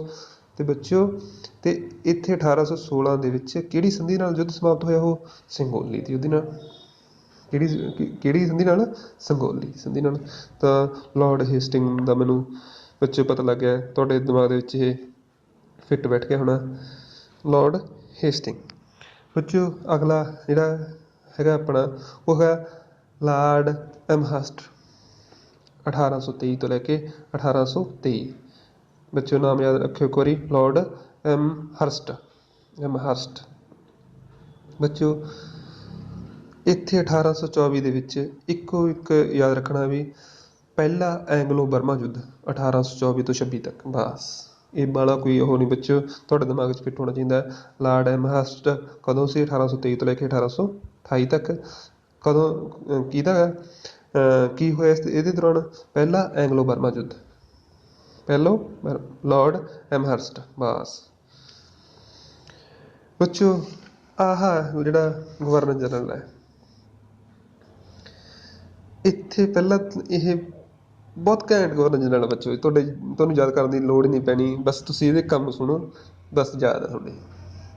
ਪਹਿਲਾਂ ਤਾਂ ਬੱਚੇ ਮੈਂ ਤੁਹਾਨੂੰ ਇਹ ਦੱਸ ਦੇਣਾ ਚਾਹੁੰਦਾ ਵੀ ਇਹ ਭਾਰਤ ਦਾ ਪਹਿਲਾ ਗਵਰਨਰ ਜਨਰਲ ਹੈ। ਹੁਣ ਤੱਕ ਜਿਹੜੇ ਤੁਸੀਂ ਪੜ੍ਹੇ ਨੇ ਉਹ ਬੰਗਾਲ ਦੇ ਗਵਰਨਰ ਜਨਰਲ ਸੀ, ਪਰ ਹੁਣ ਲਾਰਡ ਵਿਲੀਅਮ ਬੈਂਟਿਕ, ਨਾਮ ਸੁਣ ਲਓ ਬੱਚਿਓ, ਲਾਰਡ ਵਿਲੀਅਮ ਬੈਂਟਿਕ 1828 ਤੋਂ ਲੈ ਕੇ 35 ਤੱਕ। ਦੁਬਾਰਾ ਰਿਪੀਟ ਕਰਦਾ ਬੱਚਿਓ ਮੈਂ, 1828 ਤੋਂ ਲੈ ਕੇ 1835 ਤੱਕ ਕੌਣ ਰਿਹਾ? Lord William Bentinck. ਹੁਣ ਬੱਚਿਓ ਕੰਮ ਤਾਂ ਤੁਹਾਨੂੰ ਮੈਂ ਇਹਦੇ ਜਿਹੜੇ ਮਹਾਨ ਕੰਮ ਨੇ, ਮੈਂ ਵੀ ਇਹਨਾਂ ਦਾ ਇਹਦੇ ਕੰਮਾਂ ਦਾ ਬਹੁਤ ਫੈਨ ਹੈ। ਪਹਿਲਾਂ ਤਾਂ ਇਹਨੇ ਸਤੀ ਪ੍ਰਥਾ ਬੱਚਿਓ 1829 ਦੇ ਵਿੱਚ ਹੀ ਰਾਜਾ ਰਾਮ ਮੋਹਨ ਰਾਏ ਦੇ ਕੋਸ਼ਿਸ਼ਾਂ ਦੇ ਕਰਕੇ 1829 ਦੇ ਵਿੱਚ ਸਤੀ ਪ੍ਰਥਾ 'ਤੇ ਰੋਕ ਲਾਤੀ। ਕਿਹਨੇ? ਲਾਰਡ ਵਿਲੀਅਮ ਬੈਂਟਿਕ ਨੇ। ਕੋਸ਼ਿਸ਼ਾਂ ਕਿਹਦੀਆਂ ਸੀ? ਲਾਰਡ ਵਿਲੀਅਮ ਰਾਜਾ ਰਾਮ ਮੋਹਨ ਰਾਏ ਦੀਆਂ। ਕਿਹਦੀਆਂ ਸੀ? ਰਾਜਾ ਰਾਮ ਮੋਹਨ ਰਾਏ ਦੀਆਂ। ਤਾਂ ਬੱਚਿਓ ਇੱਥੇ ਤੁਹਾਡੇ ਦਿਮਾਗ ਦੇ ਵਿੱਚ ਇੱਕ ਫਿੱਟ ਹੋ ਗਿਆ, ਸਤੀ ਪ੍ਰਥਾ ਕਦੋਂ ਖਤਮ ਹੋਈ ਉਹ ਤੁਹਾਡੇ ਦਿਮਾਗ ਦੇ ਵਿੱਚ ਫਿੱਟ ਹੋ ਗਿਆ ਹੋਣਾ। ਤੇ ਕਿਹਨੇ ਕੀਤੀ ਤੇ ਕਿਹਨੇ ਸਤੀ ਪ੍ਰਥਾ ਦੇ ਵਿੱਚ ਕੋਸ਼ਿਸ਼ਾਂ ਕੀਤੀਆਂ? ਉਹ ਸੀ ਕੌਣ ਸੀ? ਰਾਜਾ ਰਾਮ ਮੋਹਨ ਰਾਏ। ਇਹ ਵੀ ਤੁਹਾਡੇ, ਇਹਨੂੰ ਬੱਚਿਓ ਪੁਨਰ ਜਾਗਰਣ ਦਾ ਪਿਤਾਮਾ ਕਿਹਾ ਜਾਂਦਾ ਹੈ। ਆਧੁਨਿਕ ਪੁਨਰ ਜਾਗਰਣ ਦਾ ਪਿਤਾਮਾ ਕਿਹਨੂੰ ਕਿਹਾ ਜਾਂਦਾ ਹੈ?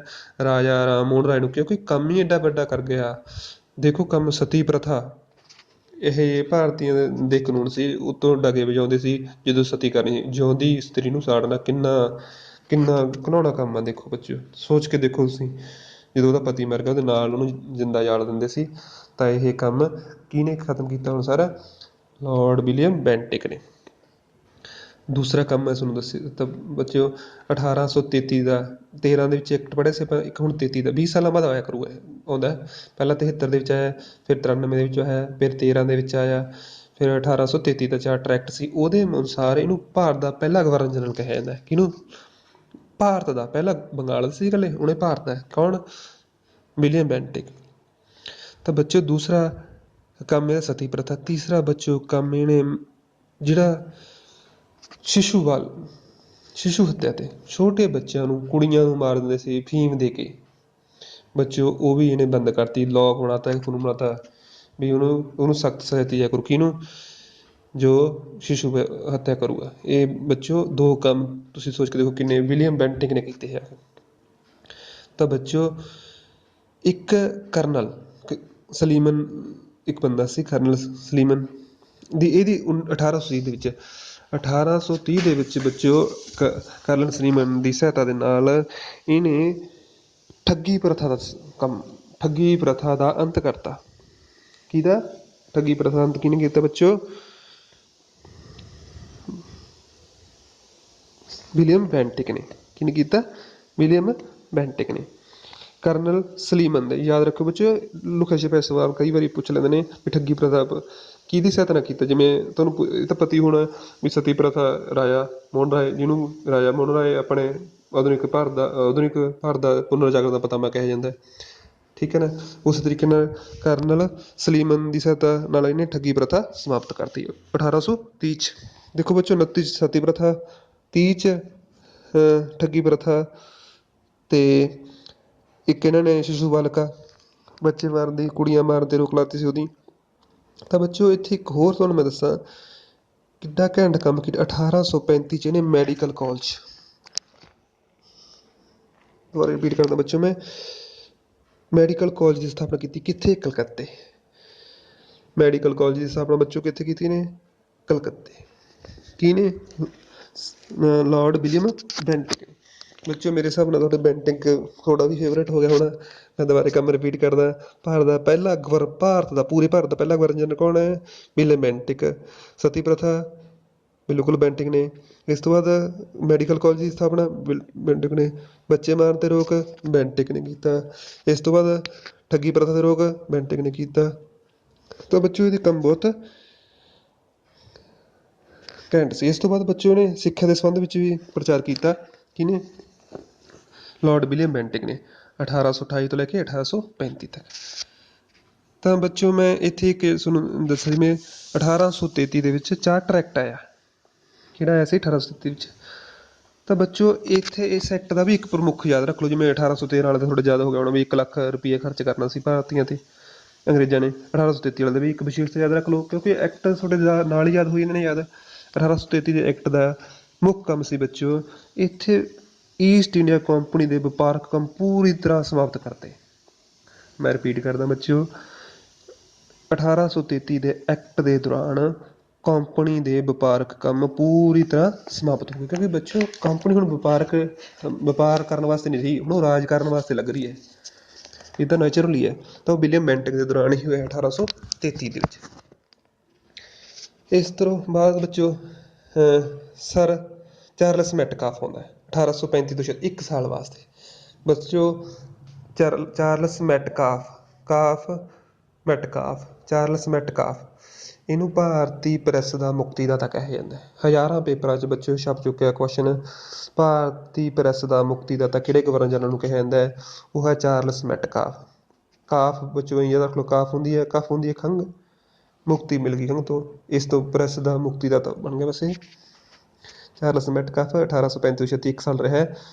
ਤਾਂ ਭਾਰਤੀ ਪ੍ਰੈਸ ਦਾ ਮੁਕਤੀਦਾਤਾ ਕਿਹਨੂੰ ਕਹਿੰਦਾ ਹੈ ਬੱਚਿਓ? ਚਾਰਲਸ ਮੈਟਕਾਫ ਨੂੰ।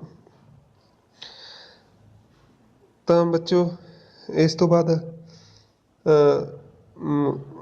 ਹਾਰਡਿੰਗ ਆਉਣਗੇ, ਲਾਰਡ ਹਾਰਡਿੰਗ। ਪਰ ਲਾਰਡ ਹਾਰਡਿੰਗ ਤੋਂ ਪਹਿਲਾਂ ਬੱਚਿਓ ਇੱਕ ਜਿਹੜਾ ਰਹਿ ਗਿਆ, 2 ਵਾਇਸਰਾਏ ਸੀ, ਉਹਨਾਂ ਦਾ ਇੱਕ ਯਾਦ ਰੱਖ ਲਿਓ। ਲਾਰਡ ਆਕਲੈਂਡ ਦੇ ਦੌਰਾਨ ਪਹਿਲਾ ਐਂਗਲੋ ਅਫਗਾਨ ਯੁੱਧ ਹੋਇਆ ਸੀ।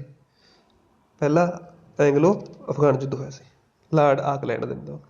ਬੱਚਿਓ ਤੁਹਾਨੂੰ ਮੈਂ ਇੱਕ ਗੱਲ ਇੰਟਰਸਟਿੰਗ ਹੀ ਦੱਸਾਂ, ਪਹਿਲਾ ਐਂਗਲੋ ਅਫਗਾਨ ਯੁੱਧ ਇਹਨਾਂ ਨੇ ਪੰਗਾ ਤਾਂ ਲੈ ਲਿਆ ਚੌੜ 'ਚ। ਕਿਹਨਾਂ ਨੇ? ਅੰਗਰੇਜ਼ਾਂ ਨੇ। ਅਫਗਾਨਿਸਤਾਨ ਦੇ ਵਿੱਚ ਕੀ ਹੁੰਦੀ ਹੈ ਬੱਚਿਓ? ਫੀਮ। ਉਹਨਾਂ ਨੇ ਬੱਚਿਓ ਇੰਨੇ ਕੁੱਟੇ 50 ਕੇ, ਸਿਰਫ ਤੇ ਸਿਰਫ ਇੱਕ ਅੰਗਰੇਜ਼ ਬਚ ਕੇ ਆਇਆ ਪੰਜਾਬ ਵਿੱਚ ਦੀ। ਪਹਿਲਾ ਅਫਗਾਨ ਯੁੱਧ ਇੰਨੀ ਬੁਰੀ ਤਰੀਕੇ ਨਾਲ ਹਾਰ ਗਏ ਸੀ। ਜਦੋਂ ਹਾਰ ਗਏ ਬੱਚਿਓ। ਲਾਰਡ ਆਕਲੈਂਡ ਉਦੋਂ ਕੌਣ ਸੀ, ਗਵਰਨਰ ਜਨਰਲ ਸੀ ਭਾਰਤ ਦਾ, ਇਹਨੂੰ ਉਹਦੀ ਬੁਲਾ ਲਿਆ। ਕਿਉਂ ਬੁਲਾ ਲਿਆ? ਕਿਉਂਕਿ ਅੰਗਰੇਜ਼ਾਂ ਨੂੰ ਹਾਰ ਬਰਦਾਸ਼ਤ ਨਹੀਂ ਸੀ, ਇਹਨੇ ਕਮੀਆਂ ਕੱਢੀਆਂ ਇਹਦੇ ਵਿੱਚ। ਇਸ ਕਰਕੇ ਬਾਹਲਾ ਟਾਈਮ ਨਹੀਂ ਰਿਹਾ ਬੱਚਿਓ। ਪਹਿਲਾ ਐਂਗਲੋ ਅਫਗਾਨ ਯੁੱਧ ਜਿਹਦੇ ਦੌਰਾਨ ਆਕਲੈਂਡ, ਆਕ ਤੇ ਆੜੇ ਤੇ ਆਕ ਪੈਂਦਾ ਬੱਚਿਓ, ਐਂਗਲੋ ਅਫਗਾਨ ਯੁੱਧ ਯਾਦ ਹੋ ਗਿਆ ਹੋਣਾ। ਐਂਗਲੋ ਅਫਗਾਨ ਯੁੱਧ ਆਕਲੈਂਡ ਦੇ ਦੌਰਾਨ। ਇਸ ਤੋਂ ਬੱਚੇ ਮਤਲਬ ਅਗਲਾ ਜਿਹੜਾ ਲਾਰਡ ਐਲਨਬਰਾ ਬੱਚਿਓ, ਲਾਰਡ ਐਲਨਬਰੋ 1842 ਤੋਂ ਲੈ ਕੇ 1844 ਤੱਕ। ਲਾਰਡ ਐਲਨਬਰੋ ਬੱਚਿਓ, ਇਹਦੇ ਦੌਰਾਨ ਇੱਕ ਕੰਮ ਹੋਇਆ, ਬਸ ਦੋ ਕੰਮ ਬਹੁਤ ਮਸ਼ਹੂਰ ਨੇ ਇਹਦੇ, ਦਾਸ ਪ੍ਰਥਾ ਤੇ ਰੋਕ ਲਾਤੀ।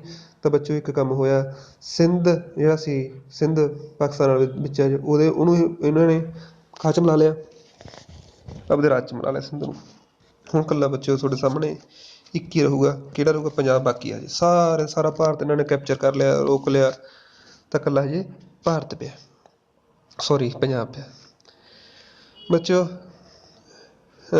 ਅਗਲਾ ਬੱਚਿਓ ਜਿਹੜਾ ਤੁਹਾਡੇ ਸਾਹਮਣੇ ਸਕਰੀਨ 'ਤੇ ਹੈ, ਇਹ ਹੈ ਹਾਰਡਿੰਗ, ਲਾਰਡ ਹਾਰਡਿੰਗ ਬੱਚਿਓ। ਲਾਰਡ ਹਾਰਡਿੰਗ ਪੰਜਾਬ ਦੀ ਹਿਸਟਰੀ ਵਾਸਤੇ ਬਹੁਤ ਹੀ ਇੰਪੋਰਟੈਂਟ ਹੈ। ਕਿਉਂ? ਇਹਦਾ ਕਾਲ ਸੁਣੋ ਪਹਿਲਾਂ ਤਾਂ, 1844 ਤੋਂ ਲੈ ਕੇ 1848, 1800 ਲੈ ਕੇ 1844 ਤੋਂ ਲੈ ਕੇ 1848। ਮੇ ਵੀ ਬੱਚੇ ਤੁਹਾਡੇ ਦਿਮਾਗ ਦੇ ਵਿੱਚ ਆ ਗਈ ਹੋਣੀ ਗੱਲ ਵੀ ਪਹਿਲਾ ਐਂਗਲੋ ਸਿੱਖ ਯੁੱਧ, ਪਹਿਲਾ ਐਂਗਲੋ ਅੰਗਰੇਜ਼ ਸਿੱਖਾਂ ਨਾਲ ਪਹਿਲਾ ਯੁੱਧ ਹੋਇਆ। ਕਿਹਨਾਂ ਦਾ? ਅੰਗਰੇਜ਼ਾਂ ਦਾ। ਸਿੱਖਾਂ ਨਾਲ ਲੜਾਈ ਹੋਊਗੀ, ਕਦੋਂ ਹੋਊਗੀ? 1845 ਤੋਂ ਲੈ ਕੇ 46। 1845 ਤੋਂ ਲੈ ਕੇ 46 ਦੇ ਵਿੱਚ ਪਹਿਲੀ ਲੜਾਈ ਹੋਈ ਹੈ। ਉਸ ਦੌਰਾਨ ਪੁੱਛ ਲੈਣਗੇ ਤੁਹਾਨੂੰ ਵੀ ਪਹਿਲੇ ਐਂਗਲੋ ਸਿੱਖ ਯੁੱਧ ਦੌਰਾਨ ਕਿਹੜਾ ਗਵਰਨਰ ਜਨਰਲ ਸੀ ਭਾਰਤ ਦਾ? ਉਹ ਸੀ ਹਾਰਡਿੰਗ, ਲਾਰਡ ਹਾਰਡਿੰਗ। ਕੌਣ ਆ ਬੱਚਿਓ? Lord Hardinge. ਤਾਂ ਮੇਰੇ ਹਿਸਾਬ ਨਾਲ ਤੁਹਾਡੇ ਯਾਦ ਹੋ ਗਿਆ ਹੋਣਾ ਵੀ ਲੋੜ ਨਹੀਂ ਕਿ ਤੁਹਾਨੂੰ, ਲਾਰਡ ਹਾਰਡਿੰਗ ਵੇਲੇ ਪਹਿਲਾ ਐਂਗਲੋ ਸਿੱਖ ਯੁੱਧ ਹੋਇਆ, ਬਸ 1845 ਤੋਂ 46। ਇਸ ਤੋਂ ਬੱਚਿਓ ਜਿਸ ਤਰ੍ਹਾਂ ਬੈਂਟਿੰਗ ਨੇ ਕੰਮ ਕੀਤੇ, ਜਾਂ ਕਾਰਨਵਾਲਿਸ ਨੇ ਕੰਮ ਕੀਤੇ, ਜਾਂ ਵੈਲਜ਼ਲੀ ਨੇ ਕੰਮ ਕੀਤੇ ਅੰਗਰੇਜ਼ਾਂ ਵਾਸਤੇ, ਉਹਨਾਂ ਗਵਰਨਰ ਜਨਰਲਾਂ ਦੇ ਵਿੱਚ ਇੱਕ ਹੋਰ ਘੈਂਟ ਗਵਰਨਰ ਜਨਰਲ ਆ ਬੱਚਿਓ, ਇਹ ਹੈ, ਯਾਦ ਕਰੋ, ਡਲਹੌਜੀ, ਲਾਰਡ ਡਲਹੌਜੀ। ਡਲਹੌਜੀ ਤੁਸੀਂ ਗਏ ਵੀ ਹੋਵੋਗੇ ਬੱਚਿਓ, ਬਹੁਤ ਘੈਂਟ ਜਗ੍ਹਾ ਕੀ ਉਹਨੇ ਆਪਦੇ ਨਾਮ 'ਤੇ ਬਣਾਈ ਸੀ ਇਹ, ਡਲਹੌਜੀ ਨੇ, ਘੁੰਮਣ ਵਾਸਤੇ। 1848 ਤੋਂ ਲੈ ਕੇ ਬੱਚਿਓ 56 ਤੱਕ ਲਾਰਡ ਡਲਹੌਜੀ ਦਾ ਕਾਲ ਕੀ ਹੈ? 1848 ਤੋਂ ਲੈ ਕੇ 56 ਤੱਕ ਬੱਚਿਓ। ਇਹ ਕਰੂਗਾ ਹੁਣ ਸੈੱਟ, ਜਵਾਨ ਦੀ ਉਮਰ ਦੇ ਵਿੱਚ ਆਇਆ ਸੀ ਬੱਚਿਓ ਇਹ, ਤੇ ਇਹਦੀ ਨੌਜਵਾਨ ਸੋਚ ਨੇ ਕੰਮ ਕੀਤਾ ਅੱਗੇ ਤੇ। ਹੁਣ ਮੈਂ ਤੁਹਾਡੇ ਇਹਦੇ ਕੰਮ ਬੱਚਿਓ ਮੈਂ ਦੱਸਦਾ ਕੀ। ਪਹਿਲਾਂ ਤਾਂ ਆਉਣ ਸਾਰ ਸਿੱਖਾਂ ਨਾਲ ਇਹਨੇ ਪੰਗਾ ਲੈ ਲਿਆ। ਦੂਸਰਾ ਐਂਗਲੋ ਸਿੱਖ ਯੁੱਧ ਕਿਹਦੇ ਦੌਰਾਨ ਹੋਇਆ? ਲਾਰਡ ਡਲਹੌਜੀ ਦੇ ਦੌਰਾਨ ਹੋਇਆ। ਤਾਂ ਉਹਦੇ ਵਿੱਚ ਸਿੱਖ ਹਾਰ ਗਏ ਸੀ, ਤਾਂ ਇਹਨੇ ਪੰਜਾਬ ਨੂੰ ਕੀ ਕਰ ਲਿਆ? ਆਪਣੇ ਰਾਜ 'ਚ ਮਿਲਾ ਲਿਆ। ਹੁਣ ਤੁਹਾਡੇ ਦਿਮਾਗ ਦੇ ਵਿੱਚ ਪਹਿਲਾਂ ਰੜਕੀ ਜਾਂਦਾ ਹੋਊਗਾ, ਪਹਿਲਾ ਸੀ 1845 46 ਲਾਰਡ ਹਾਰਡਿੰਗ ਦੇ ਦੌਰਾਨ, ਦੂਸਰਾ ਡਲਹੌਜੀ ਦੇ ਦੌਰਾਨ। ਬਸ ਹੁਣ ਪੰਜਾਬ ਨੂੰ ਵੀ ਲਾਰਡ ਡਲਹੌਜੀ ਨੇ ਕੀ ਮਿਲਾ ਲਿਆ? ਆਪਦੇ ਰਾਜ 'ਚ ਮਿਲਾ ਲਿਆ। ਇੱਥੇ ਨਹੀਂ ਰੁਕਿਆ ਇਹ ਕਹਿੰਦਾ ਆਪਾਂ ਕਿਉਂ ਇਹਨਾਂ ਨੂੰ ਇੰਨਾ ਉਹ ਕੀਤਾ। ਇਸ ਤੋਂ ਬਾਅਦ ਦੂਸਰਾ ਐਂਗਲੋ ਬਰਮਾ ਯੁੱਧ, ਬਰਮਾ ਨਾਲ ਯੁੱਧ ਲੈ ਲਿਆ ਇਹਨਾਂ ਨੇ 1850 ਦੇ ਵਿੱਚ। ਸਿੱਕਮ ਨੂੰ ਵੀ ਆਪਣੇ ਰਾਜ ਵਿੱਚ ਮਿਲਾ ਲਿਆ। ਦੇਖੋ, ਪੰਜਾਬ ਨੂੰ ਵੀ ਮਿਲਾਇਆ, ਸਿੱਕਮ ਨੂੰ ਵੀ ਮਿਲਾਇਆ। ਦੂਜਾ ਐਂਗਲੋ ਯੁੱਧ ਬਰਮਾ ਯੁੱਧ ਹੋਇਆ 1850 ਦੇ ਵਿੱਚ। ਇਸ ਤੋਂ ਬੱਚਿਓ ਇੱਕ ਨਾ ਬੱਚਿਓ ਇੱਥੇ ਇਹਨੇ ਕਮਿਸ਼ਨ ਦੀ ਸਥਾਪਨਾ ਕੀਤੀ ਸੀ, ਬਹੁਤ ਇੰਪੋਰਟੈਂਟ ਹੈ। ਉਹ ਕਹਿੰਦਾ ਵੀ ਜਿਹੜੇ ਜੰਗੀਰਾਂ ਭੂਮੀ ਕਰ ਟੈਕਸ ਤੋਂ ਅਧੀਨ ਜਿਹੜੀਆਂ ਜੰਗੀਰਾਂ ਪਈਆਂ ਨੇ ਉਹਨਾਂ ਦਾ ਕੋਈ ਹੱਲ ਕਰੋ। ਉਹ ਭਾਰ ਬਣ ਰਹੀਆਂ ਨੇ ਕਿਤੇ ਆਪਣੇ ਬ੍ਰਿਟਿਸ਼ ਸਰਕਾਰ 'ਤੇ। ਉਹਨਾਂ ਵਾਸਤੇ ਇੱਕ ਕਮਿਸ਼ਨ ਬਿਠਾਇਆ, ਇਨਾਮ ਕਮਿਸ਼ਨ। ਬਹੁਤ ਪੇਪਰਾਂ 'ਚ ਪੁੱਛਿਆ ਜਾਂਦਾ ਬੱਚਿਓ ਮਾਡਰਨ ਹਿਸਟਰੀ ਦੇ ਵਿੱਚ। ਇਨਾਮ ਕਮਿਸ਼ਨ ਕਾਹਦੇ ਵਾਸਤੇ ਹੈ? ਇਹ ਭੂਮੀ ਜਿਹੜੇ ਰਹਿਤ ਜੰਗੀਰਾਂ ਸੀ ਉਹਨਾਂ ਦਾ ਪਤਾ ਲਾਉਣ ਵਾਸਤੇ। ਕਿਹਨੇ ਬਣਾਇਆ ਸੀ? ਲਾਰਡ ਡਲਹੌਜੀ ਨੇ। ਇਨਾਮ ਕਮਿਸ਼ਨ, ਇਹ ਕਮਿਸ਼ਨ ਹੀ ਪੁੱਛੇ ਨੇ ਬੱਚਿਓ। ਇਸ ਤੋਂ ਬਾਅਦ ਬੱਚਿਓ ਤੁਸੀਂ ਜਿਵੇਂ ਵੈਲਜ਼ਲੀ ਨੂੰ ਸਹਾਇਕ ਸੰਧੀ ਵਾਸਤੇ ਯਾਦ ਕਰਦੇ ਹੋ, ਜਾਂ ਕਾਰਨਵਾਲਿਸ ਨੂੰ ਸਿਵਲ ਸੇਵਾ ਦਾ ਪਤਾਵਾਂ ਵਾਸਤੇ ਯਾਦ ਕਰਦੇ ਹੋ। ਤਾਂ ਬੱਚਿਓ ਇੱਥੇ ਇੱਕ ਯਾਦ ਕਰਨ ਯੋਗ ਹੈ ਵੀ ਇਹਨੇ ਲੈਪਸ ਦੀ ਸੰਧੀ, ਲੈਪਸ ਦਾ ਸਿਧਾਂਤ, ਲੈਪਸ ਦਾ ਸਿਧਾਂਤ। ਤਾਂ ਬੱਚਿਓ ਲੈਪਸ ਦਾ ਸਿਧਾਂਤ ਕਰਕੇ ਲਾਰਡ ਡਲਹੌਜੀ ਜਾਣਿਆ ਜਾਂਦਾ ਹੈ। ਇਨਾਮ ਕਮਿਸ਼ਨ ਹੋ ਗਿਆ, ਅੰਗਰੇਜ਼ਾਂ ਨੂੰ ਸਿੱਖਾਂ ਨੂੰ ਪੰਜਾਬ ਨੂੰ ਮਿਲਾ ਲਿਆ, ਸਿੱਖ ਨੂੰ ਮਿਲਾ ਲਿਆ, ਇਨਾਮ ਕਮਿਸ਼ਨ ਦੀ ਸਭ ਕਰਤੀ। ਤਾਂ ਬੱਚਿਓ ਇਹਦਾ ਕੀ ਹੈ, ਡਾਕਟਰਾਈਨ ਆਫ ਲੈਪਸ, ਕਿਹਦਾ ਸਿਧਾਂਤ ਹੈ? ਲੈਪਸ ਦਾ ਸਿਧਾਂਤ, ਲੈਪਸ ਦੀ ਨੀਤੀ। ਬਹੁਤ ਸਮੇਂ ਤੋਂ ਪੜ੍ਹਦੇ ਨੇ ਬੱਚਿਓ। ਤਾਂ ਬੱਚਿਓ ਲੈਪਸ ਦੇ ਸਿਧਾਂਤ ਦੇ ਨਾਲ ਇਹਨੇ ਜਿਵੇਂ ਵੈਲਜ਼ਲੀ ਨੇ ਮਿਲਾਏ ਸੀ ਆਪਦੇ ਨਾਲ, ਉਵੇਂ ਇਹਨੇ ਜਿਹੜੇ ਕਿਸੇ ਵੀ ਜਿਹੜਾ ਬੰਦਾ ਜਿਹੜਾ ਸ਼ਾਸਕ ਉਹਦਾ ਕੋਈ ਔਲਾਦ ਨਹੀਂ ਹੁੰਦੀ ਸੀ, ਉਹਨੂੰ ਉਹਦੀ ਜ਼ਮੀਨ ਹੜੱਪ ਲੈਂਦੇ ਸੀ ਇਹ। ਤਾਂ ਸਭ ਤੋਂ ਪਹਿਲਾਂ 1848 ਦੇ ਵਿੱਚ 17 ਨਾਂ ਦੇ ਸ਼ਾਸਕ ਤੋਂ ਇਹਨੇ ਕੀ ਲਿਆ, 17 ਨਾਂ ਦੇ ਸ਼ਾਸਕ ਤੋਂ ਇਹਨੇ ਆਪਣਾ ਲੈਪਸ ਦੇ ਸਿਧਾਂਤ ਦੇ ਅਨੁਸਾਰ ਉਹਨੂੰ ਕੀ ਕਰ ਲਿਆ, ਹੜੱਪ ਲਿਆ। ਯਾਦ ਰੱਖਣਾ ਬੱਚਿਓ, ਪਿਛਲੀ 2-3 ਸਾਲਾਂ ਦਾ ਮਸ਼ਹੂਰ ਟਰੈਂਡਿੰਗ ਕੁਐਸਚਨ ਹੈ।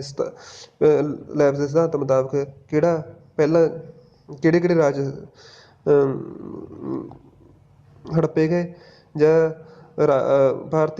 ਬ੍ਰਿਟਿਸ਼ ਰਾਜ ਨੇ ਮਿਲਾਏ ਗਏ, ਕਿਹੜੇ ਸੀ? ਪਹਿਲਾ ਰਾਜ ਸੀ 17 1848 ਦੇ ਵਿੱਚ, ਫਿਰ ਸੰਬਲਪੁਰ 1849 ਦੇ ਵਿੱਚ। ਇਹ ਤਾਂ ਨੈੱਟ ਦੇ ਵਿੱਚ ਪਿਛਲੀ ਵਾਰੀ ਬੱਚੇ ਪੁੱਛਿਆ ਗਿਆ ਕੁਐਸਚਨ ਹੈ। ਫਿਰ ਬਗਾਟ 1850 ਦੇ ਵਿੱਚ, ਫਿਰ ਉਦੈਪੁਰ 1852 ਦੇ ਵਿੱਚ, ਫਿਰ ਝਾਂਸੀ। ਬੱਚਿਓ ਝਾਂਸੀ ਤੁਹਾਨੂੰ ਯਾਦ ਹੀ ਹੋਣਾ, ਝਾਂਸੀ ਲਕਸ਼ਮੀ ਬਾਈ 1853 ਦੇ ਵਿੱਚ। ਲਾਸਟ ਦੇ ਬੱਚਿਓ ਨਾਗਪੁਰ 1854 ਦੇ ਵਿੱਚ। ਦੁਬਾਰਾ ਰਿਪੀਟ ਕਰਦਾ ਬੱਚਿਓ ਮੈਂ, 17, ਫਿਰ ਸੰਬਲਪੁਰ, ਫਿਰ ਬਗਾਟ, ਫਿਰ ਉਦੈਪੁਰ, ਫਿਰ ਝਾਂਸੀ, ਫਿਰ ਨਾਗਪੁਰ। ਇਹ ਕਈ ਵਾਰੀ ਕ੍ਰਮਵਾਰ ਪੁੱਛ ਲੈਂਦੇ ਨੇ ਬੱਚਿਓ ਪੇਪਰਾਂ ਦੇ ਵਿੱਚ, ਕਿਉਂਕਿ ਲੈਪਸ ਦਾ ਸਿਧਾਂਤ ਬਹੁਤ ਇੰਪੋਰਟੈਂਟ ਹੈ ਬੱਚਿਓ। ਇੱਕ ਹੋਰ ਕੰਮ ਇਹਦਾ, ਮੈਂ ਹੁਣ ਇਹਦੇ ਕੰਮ ਸੁਣੀ ਚੱਲਿਓ ਬੱਚਿਓ। ਇਹਦਾ ਕੰਮ ਵੁੱਡ ਡਿਸਪੈਚ, ਸਿੱਖਿਆ ਦੇ ਸੰਬੰਧ ਦੇ ਵਿੱਚ ਵੁੱਡ ਡਿਸਪੈਚ ਲਾਗੂ ਕੀਤਾ। ਹੁਣ ਸਿੱਖਿਆ ਨਾਲ ਤੁਹਾਡੇ ਦਿਮਾਗ ਵਿੱਚ ਪਹਿਲਾਂ ਹੀ ਵੈਸੇ ਹੁਣ 1813 ਵਿੱਚ 1 ਲੱਖ 1813 ਦੇ ਚਾਰਟਰ ਐਕਟ ਮੁਤਾਬਕ 1 ਲੱਖ ਰੁਪਏ ਦੇਣਾ ਸੀ ਇਹਨਾਂ ਨੇ, ਕਿਹਨਾਂ ਨੇ? ਲਾਰਡ ਹੇਸਟਿੰਗ ਦੇ ਮੁਤਾਬਕ ਕਾਲ ਵੇਲੇ। ਪਰ ਇੱਥੇ ਲਾਰਡ ਡਲਹੌਜੀ ਵੇਲੇ ਇਹਨਾਂ ਨੇ ਇੱਕ ਸਿੱਖਿਆ ਸੰਬੰਧਿਤ ਵੁੱਡ ਡਿਸਪੈਚ ਲਾਗੂ ਕਰਤਾ। ਹੁਣ ਵੁੱਡ ਡਿਸਪੈਚ ਕੀ ਹੈ? ਚਾਰਲਸ ਵੁੱਡ ਇਹਦਾ ਬੱਚਿਓ ਚੇਅਰਮੈਨ ਹੀ ਲਾ ਲਓ ਇੱਕ ਤਰ੍ਹਾਂ ਦਾ। ਤਾਂ ਚਾਰਲਸ ਵੁੱਡ ਨੇ ਦੀ ਅਧੀਨਗੀ ਇੱਕ ਕਮਿਸ਼ਨ ਬਿਠਾਇਆ, ਚਾਰਲਸ ਵੁੱਡ ਕਿਹਾ ਜਾਂਦਾ ਇਹਨੂੰ। ਤਾਂ ਇਹਦੇ ਵਿੱਚ ਬੱਚਿਓ ਭਾਰਤ ਦੇ ਵਿੱਚ ਕਲਕੱਤਾ, ਮੁੰਬਈ, ਮਦਰਾਸ ਦੇ ਵਿੱਚ ਯੂਨੀਵਰਸਿਟੀਆਂ ਸਥਾਪਿਤ ਕਰਤੀਆਂ।